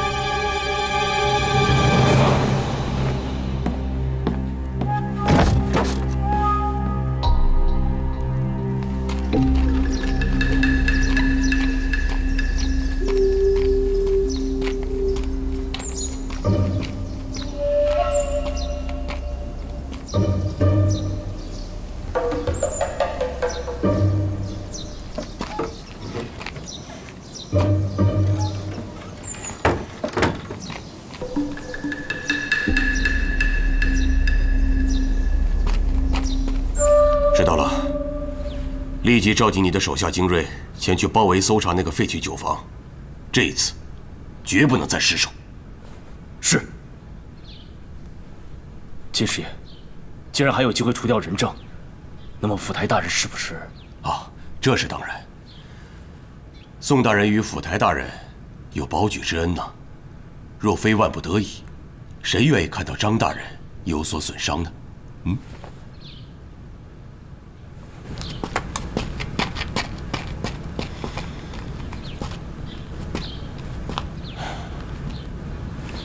大人，这些时日我也看清楚了，张府尹绝不是个能撑得住的人。动手吧。是。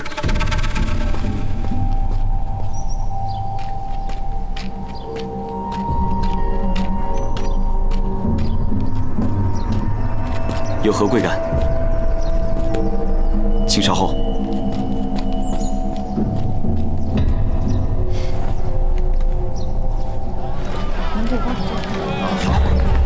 让开，让开！抓捕逃犯，头发路让开！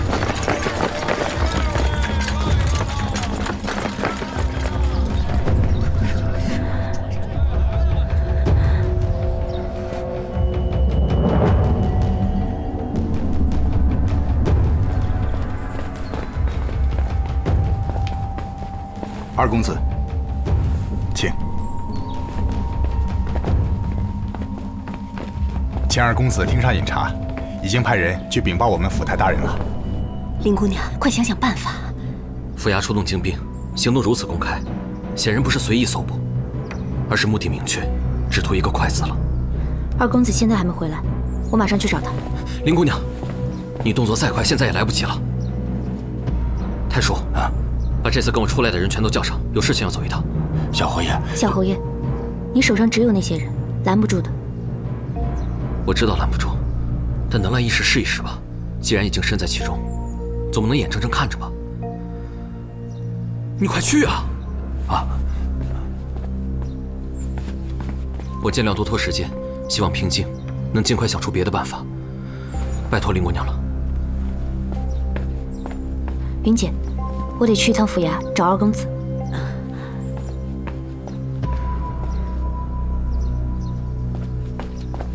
他自称是谁？长陵二公子？是的。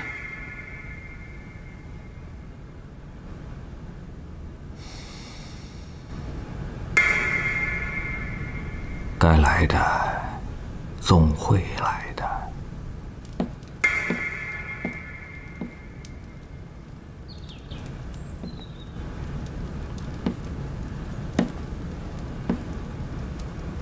贵府从前衙到后院，有这么远吗？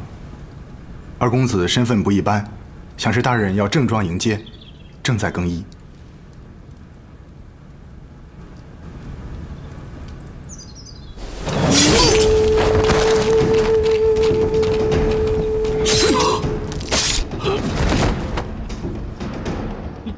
你要干什么？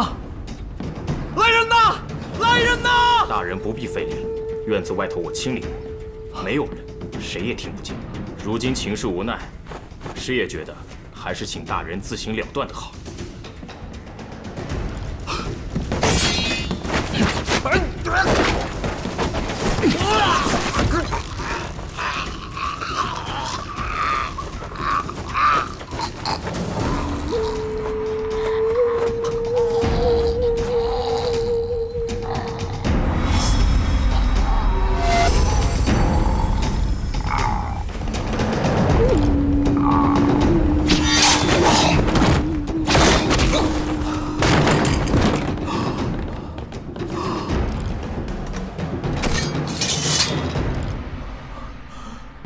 府台大人，你也算是为官一方，但凡有一丝是非底线，落不到今天这样的地步。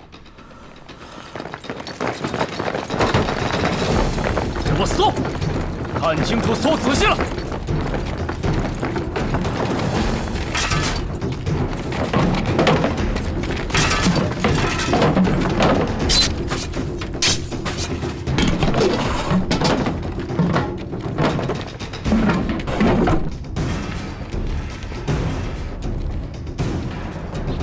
外外都给我搜遍，一个角落也不许放过。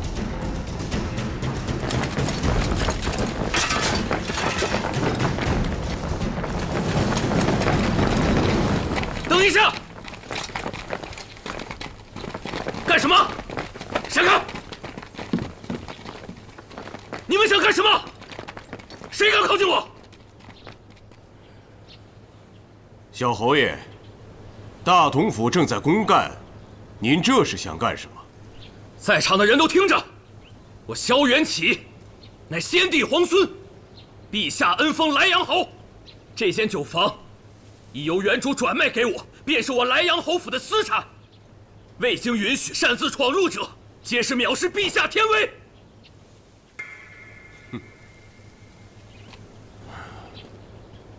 小侯爷这话说的可笑啊！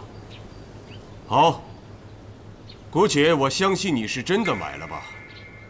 那也不过是后置的产业，并非皇家分封采邑。地方刑道大案缉捕凶犯时，你仍无权拒之门外。小侯爷名下好像也没有什么真正的皇家采邑吧？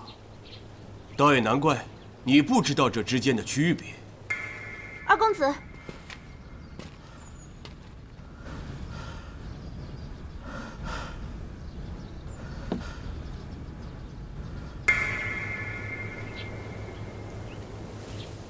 他已经没有理由阻拦了。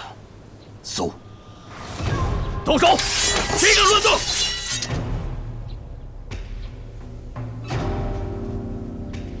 钱参领，你是朝廷挂职武将，自然知道我大梁素来是最有法度之地。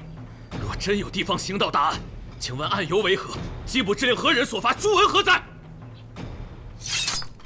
此地窝有重犯，由府台大人亲令缉拿，一应文书当然都有。只不过眼下应以缉拿人犯为先。小侯爷若要查看申告，日后再说吧。搜！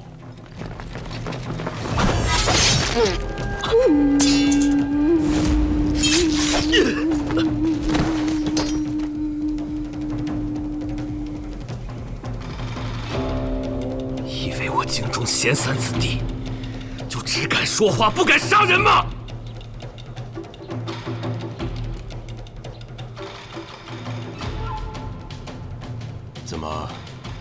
这就把你给吓住了。他毕竟是先帝皇孙，后位至尊，你敢杀他吗？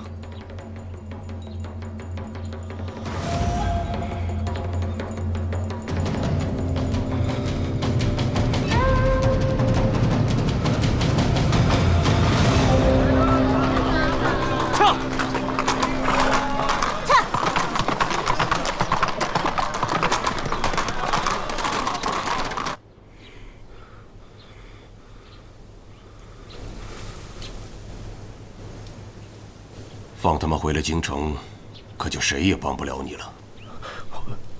马上动手，处理干净。上！福台大人在此，都给我住手！啊！住手！住手！住手！走！都住手！都住手！张大人，还好吧？没事。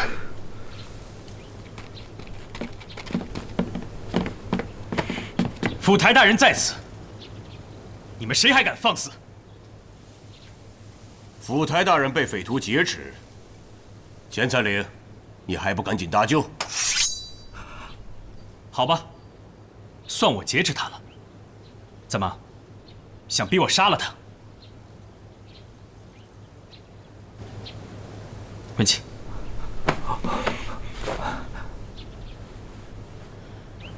各位大同府的弟兄们，在下长林府萧平京，奉家父之命前来调查虎湾峡沉船一事，肯定不是盗匪。这位莱阳小侯爷承继皇家血脉，当然更不可能是盗匪。各位虽然是奉命行事，但是应该带着一些脑子。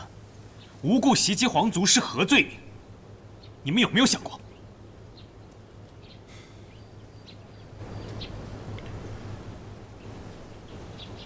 哼，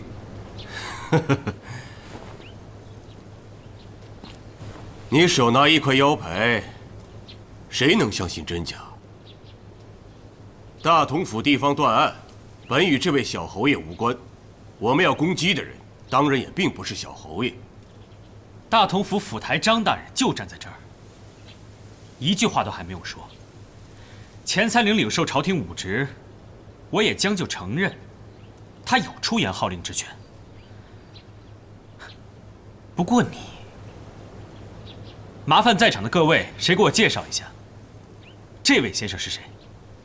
此时此刻，你拿的什么身份、什么资格在这里说话？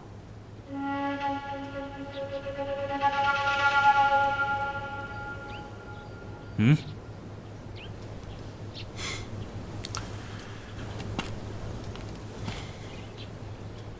钱参领，你若真是被他这三言两语给吓住了，这最后的机会可就真的没有了。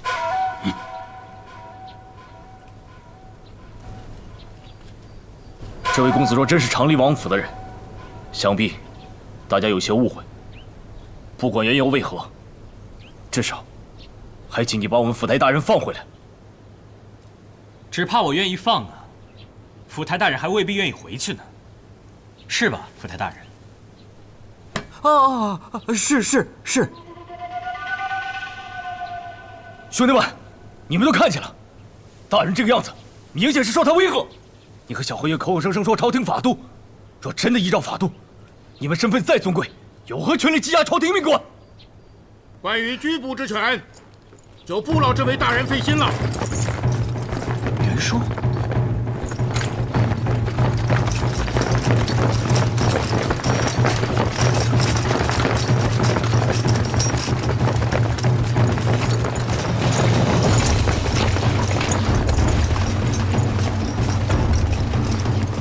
二公子，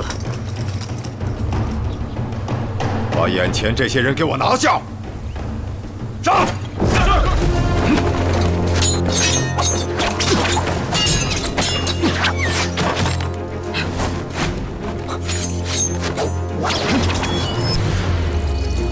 李信，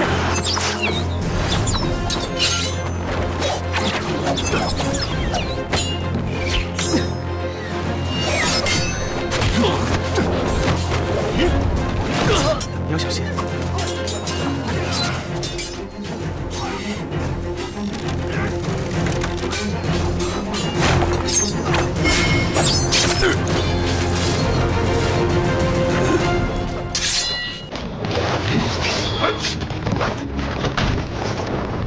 站住！别让他跑啊！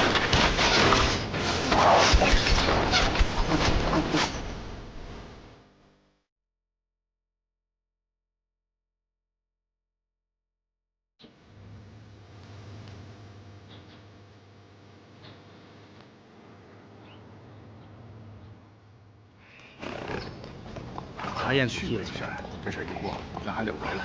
这一路还和我林姑娘一起前往，没事。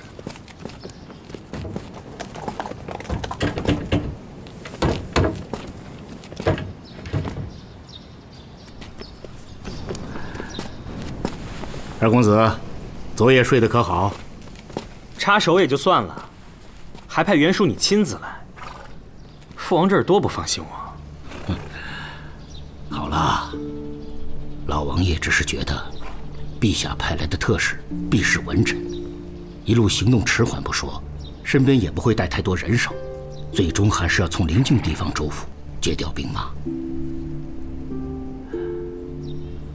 这万一……我知道，但凡临近大同府的呢，合谋的可能性自然也就高些。所以父王干脆远远的从齐州派人过来，对吧？老王爷和世子爷正在回京的途中，刚好经过齐州嘛。山柳营那位季将军品级够高，治军也不错，连老王爷都听说过他的军功，自然就想派过来给二公子您搭把手。二公子，袁将军，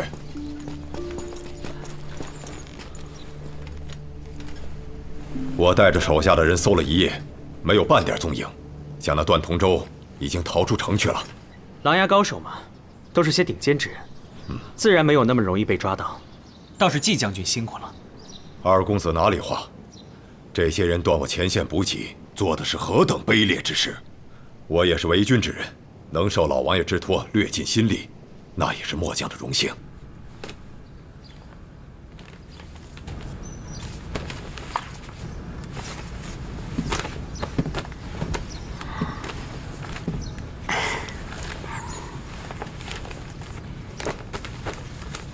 姑娘，这是要跟二公子一路同行到京城去吗？是啊，陈大夫这些天受到了不小的惊吓，我还是陪他们一起进京吧。有件事情想求求姑娘。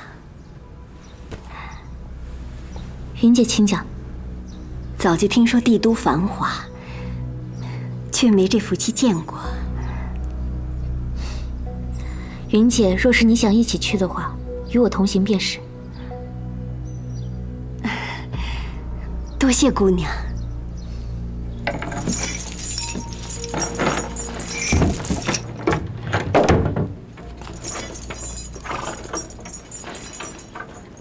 早知今日，何必当初？二公子，我想这样的事情并非他一时动念想起来的。这京城幕后的黑手是谁？他有提过吗？自从他上次差点被人灭口，就没怎么说过话。袁术，派人加急递送入京，通知父王，我们这就回城了。是。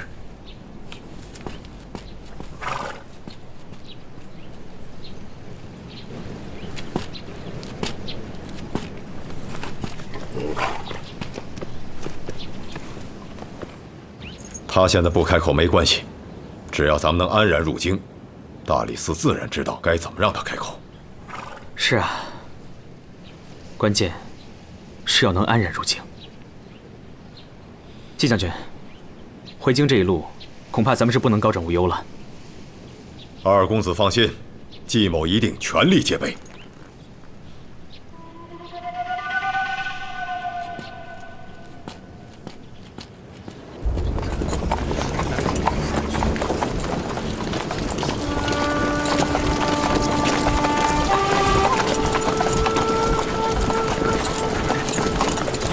我这趟出门，本想是游赏山水的，现在回想起来，倒像是非常久远的事。按我说呀，你早就该出去到处走走，不要老窝在京城里。我跟你不一样，府中只有寡母一人，我若经常远游，母亲必然孤单。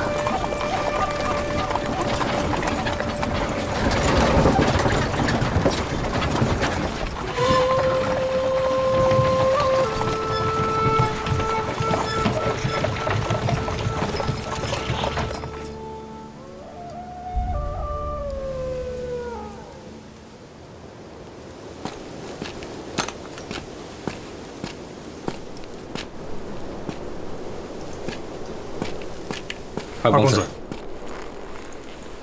哟，是二公子啊！季将军，看来二公子也跟我一样，不查看一遍是不能安心入睡的。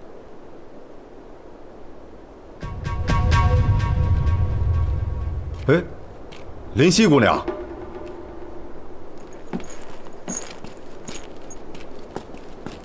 这么晚了，林夕姑娘还没有歇息啊？季将军，林姑娘，二公子，你们二位慢慢聊，我去那边再查看一下。路程赶得急，林姑娘和程大夫他们还吃得消吧？我们一家时常在外奔走，无需二公子担心。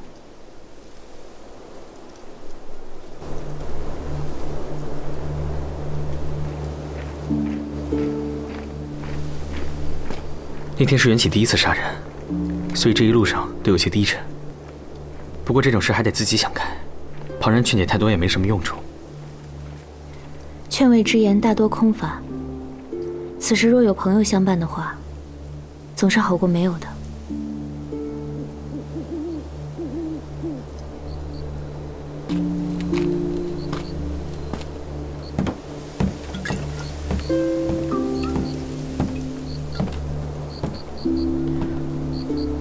知道你讲究，可半路上真没什么好酒了。将就喝吧。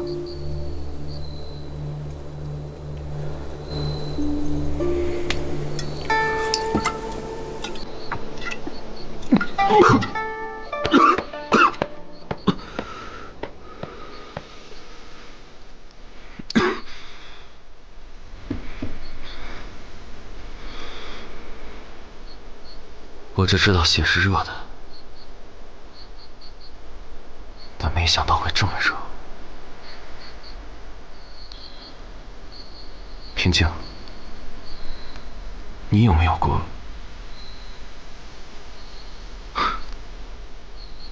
我问的什么傻问题啊？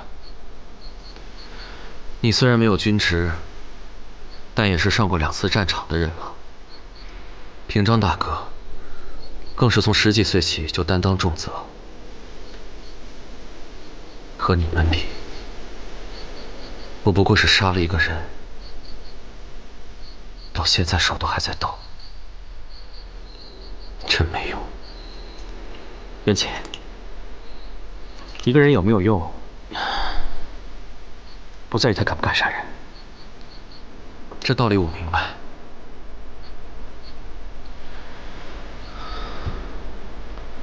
如果再有一次这样的事情出现，我还是会出手。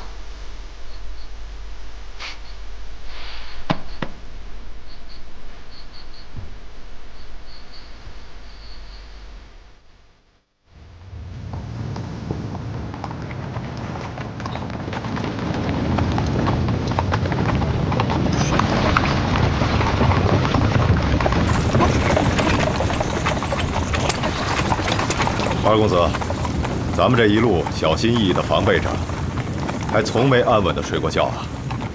不过，现在离京城最多还有5日的路程，咱们也可以稍稍松一口气了。季将军，怕是离京城越近，越不能松这口气吧？没错，没错。这幕后之人在京城周边的实力，应该比大同府更强才对啊。到了前面官道，四周开阔，让兄弟们也休息一下吧。好，就听公子的。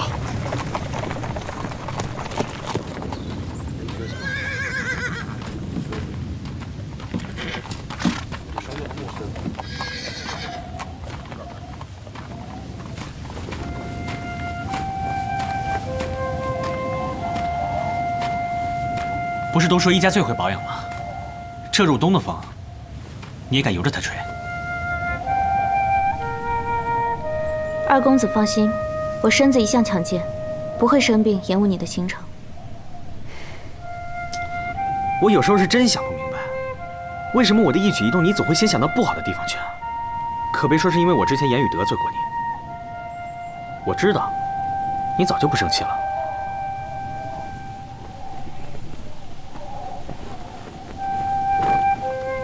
披上吧。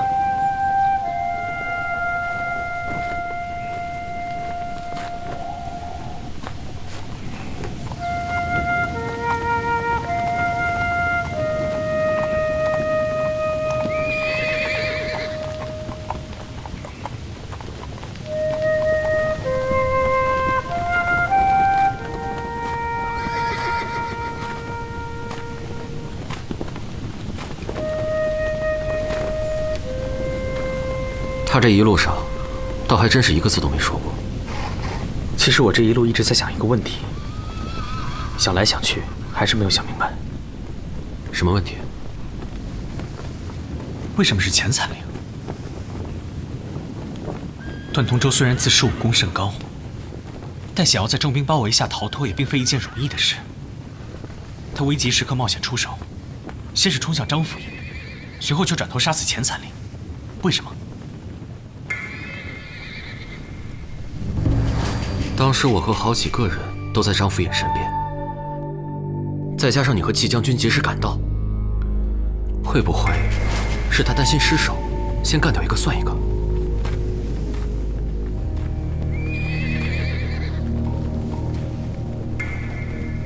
以他的功力，想要干掉张府尹并不是一件难事。可他为什么又放弃了张府尹，转头去杀死了钱残令？这张府尹还活着，那钱残令死不死有什么意义啊？到底有什么值得他非要出这个手呢？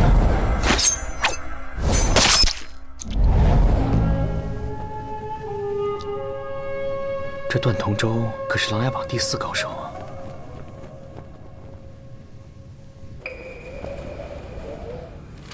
朕瞧了御医的脉案，你的时政已愈，以后要认真多练练字了啊！孩儿遵旨。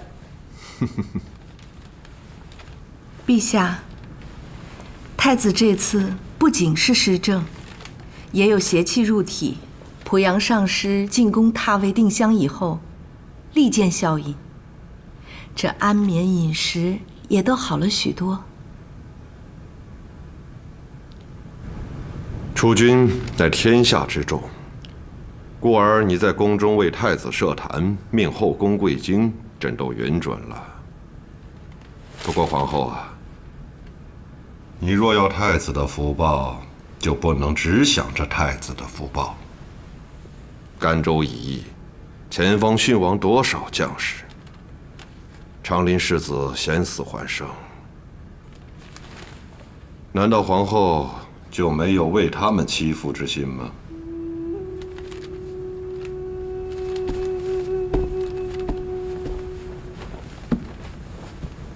陛下所言极是，臣妾也曾与上师商议过，想在皇城前天苑点千盏长明神灯，祈白神赐福，追念殉国英灵，祝祷世子平安。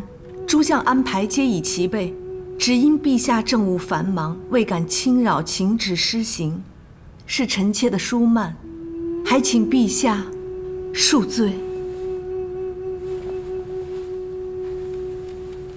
言重了，哪里说得上恕罪的话？原事做吧。你既然想着朕心甚慰，就这么办吧。臣妾领旨。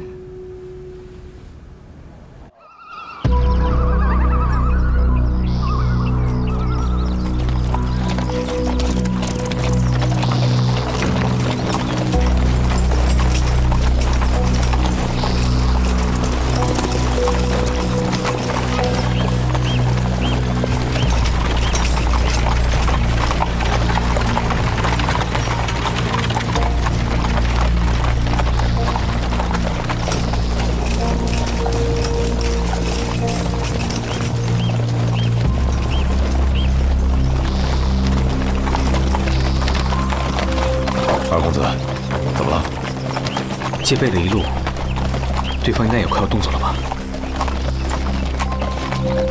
撤！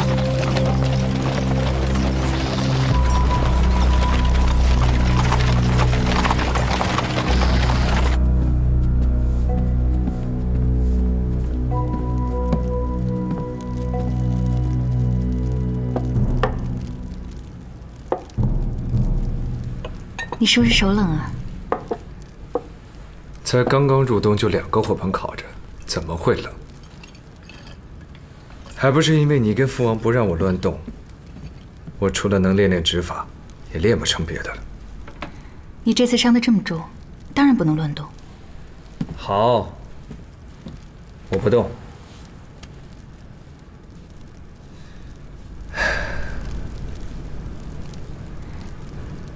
想什么呢？我打算醒着。平津此刻也不知道走到哪里了。你是不是担心，他这一次从大同府回京的路上，可能会有什么事啊？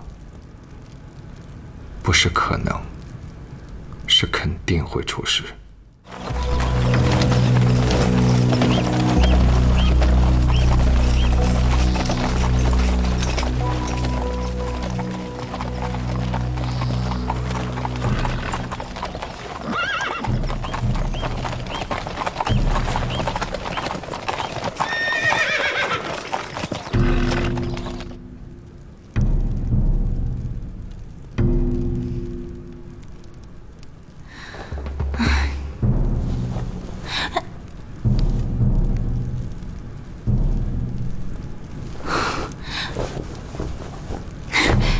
你要真这么不放心，多派些人去接他不就行了？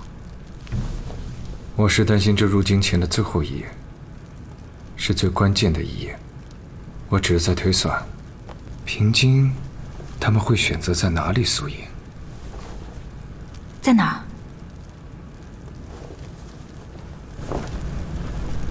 这儿，启竹溪。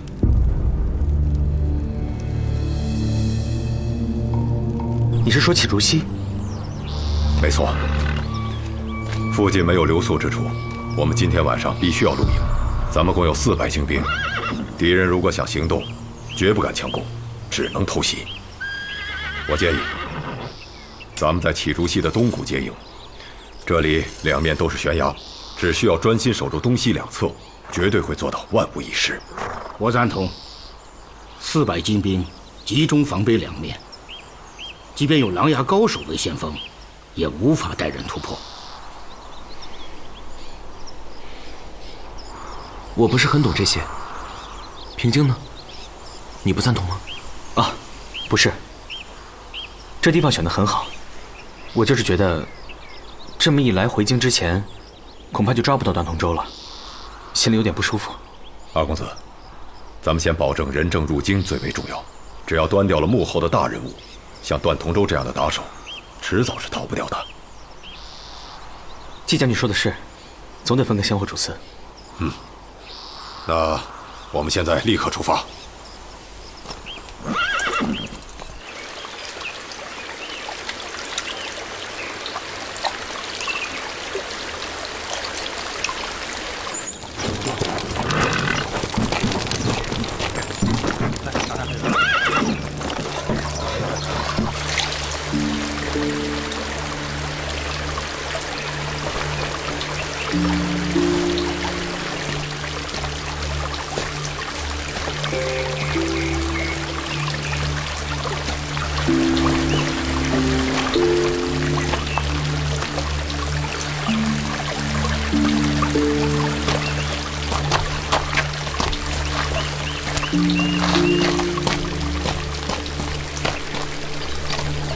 这一带山水风光是金陵周边最好的，可惜现在没心情。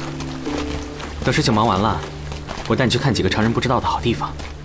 多谢好意，我只是陪程大夫他们进京的，待不了几天就会走。为什么？我记得济丰堂在京城里面有一家很大的店面，你不用去照看吗？师父想必也一路护送世子进了京，他老人家自会照管。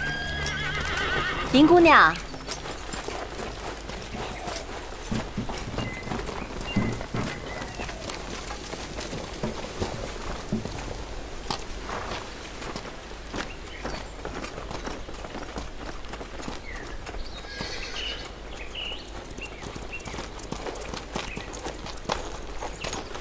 很快就要到京城了，张大人真的不打算开口说话吗？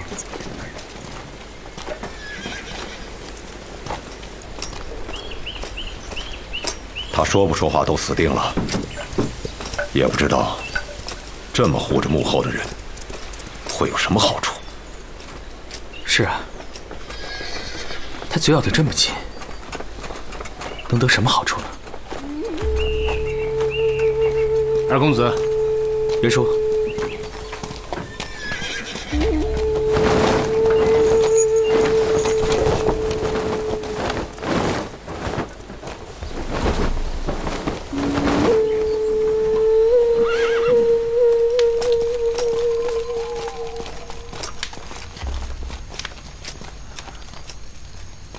袁叔，我先守着，你去歇歇吧。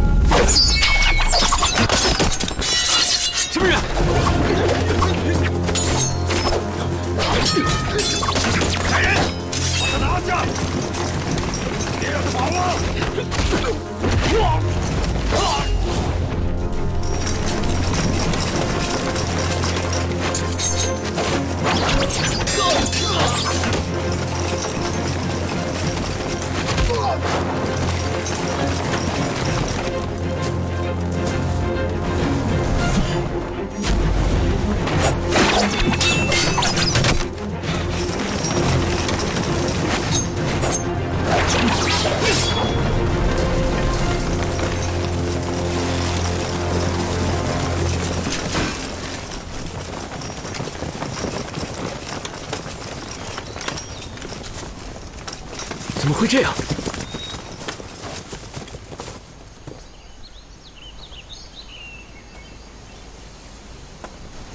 怎么样，二公子也没有想到吧？说句实话，我想到了。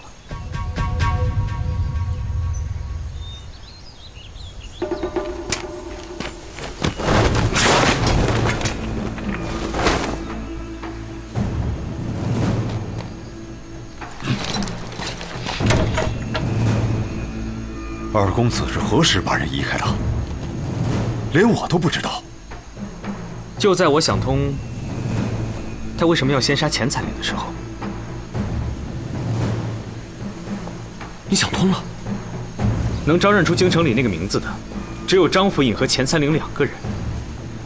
云姐告诉我，钱参岭孤身一人在大同府，并无家眷。这样的人，一旦发现自己反正要死，只怕没有什么办法能逼他护着幕后的人。所以那唯一的机会，你选择了先杀钱参岭，而把尚有妻儿弱点的张府尹留给你的同伴来处理。同伴？他的同伴是谁？我说的对吗，季将军？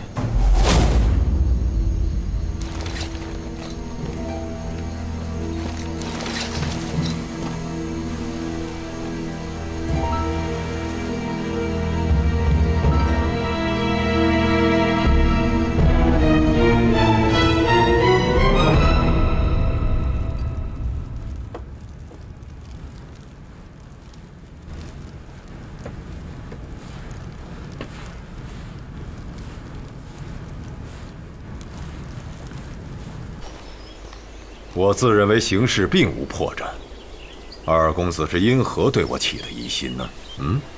我一开始对你真的完全没有疑心，只是觉得有些事情我想不明白。但当我把所有事情想明白了之后，矛头自然就指向你了。比如你曾经问我，我想这样的事情并非他一时动念想起来的。这京城幕后的黑手是谁？他有说过吗？我当然要先确认他没有开口，否则在你递送回京的书信里写进去，那这一切就没有意义了。在你确认他尚未开口之后，你需要做的就是让他继续沉默。他跟前参领不一样，他心里还有几个放不下的人。那日段通州既然决定出手，为了尽快脱身，他理应干掉对他更有威胁的张府尹。可他偏偏对钱才出手。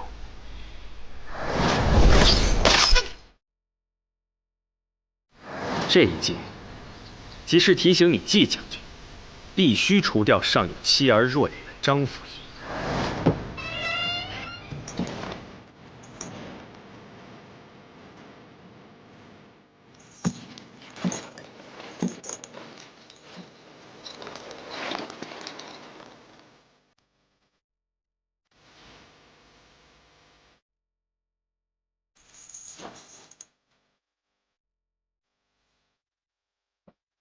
你是死定了，但是你的妻儿还没有，所以这一路进京，好好的想想吧。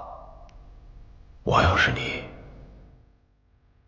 不到最后一刻，是不会轻易开口的。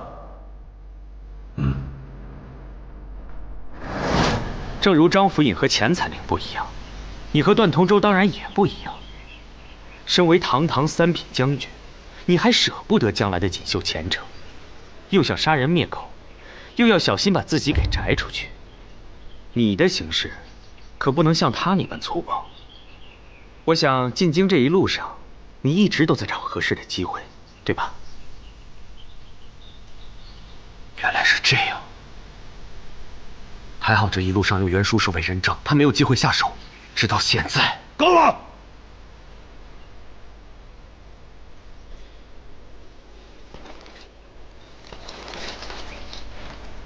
人太聪明，是会短命的。如果二公子没看透，那今天只有张府尹一个人死。可惜你看得太透了，所以今天你们所有人都得陪着他一块儿死。你以为你杀了我们，长林王和陛下能善罢甘休吗？我当然知道会有什么后果，但这个守护不力的罪名，总比死罪要强得多吧？啊？死罪？你远在齐州，就是因为不可能和大同府合谋，才派你来的。你哪来的什么死罪？二公子，他不知道，二公子不会不知道吧？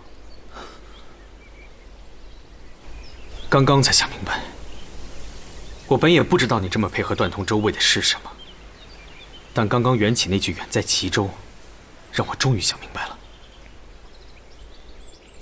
为什么？我大哥苦守孤城，死战不退，又是因为什么呢？大梁子民在后，我长林男儿誓死不退。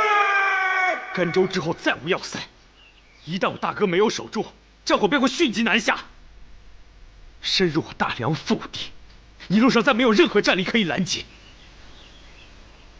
直到你单柳营所在的齐州。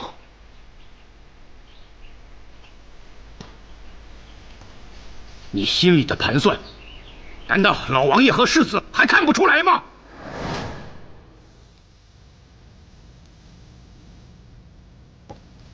没有人比我和父王更清楚大梁北境的整体防备。所以你怀疑齐州的单柳营？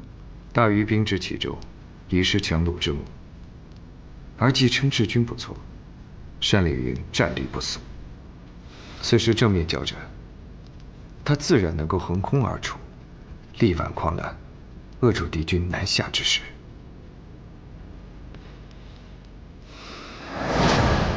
五州之地，数十万子民，就这样生生弃于敌手。长林军北境兵败，你却有护卫江山的不世之功，这就是京城那个人与你合谋的计划，对吗？我大哥守住了甘州，你没有机会做任何事情，看似是个局外人，但合谋终究是合谋。我可以想见你心中有多么惶恐不安。不知道那个时候身为军中之人，你有没有后悔过？大丈夫在世，本就是应该建功立业。难道这大量的军功，全都应该归给长林王子吗？啊！如果你以为我长林府护卫北境，为的只是建功立业4个字，那家父所承袭的丰功，你恐怕这辈子也理解不了。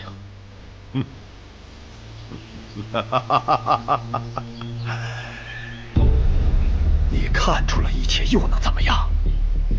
你看清楚了，这周边全都是我多年带出来的心腹，今天一个也别想逃。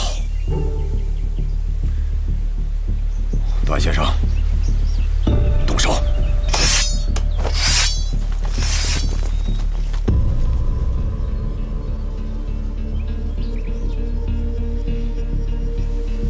段先生，动手！我想，段先生应该反应过来了，对吧？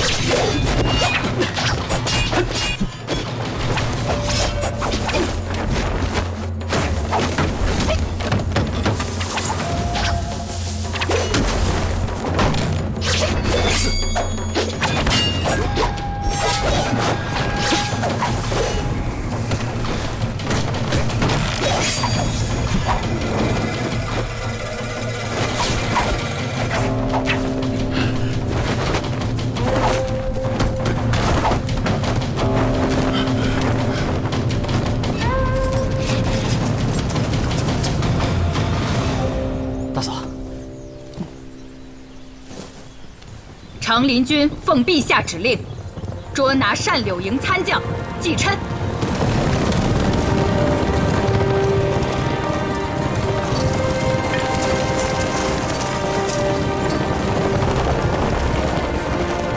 有敢随之顽抗者，以负逆罪论处。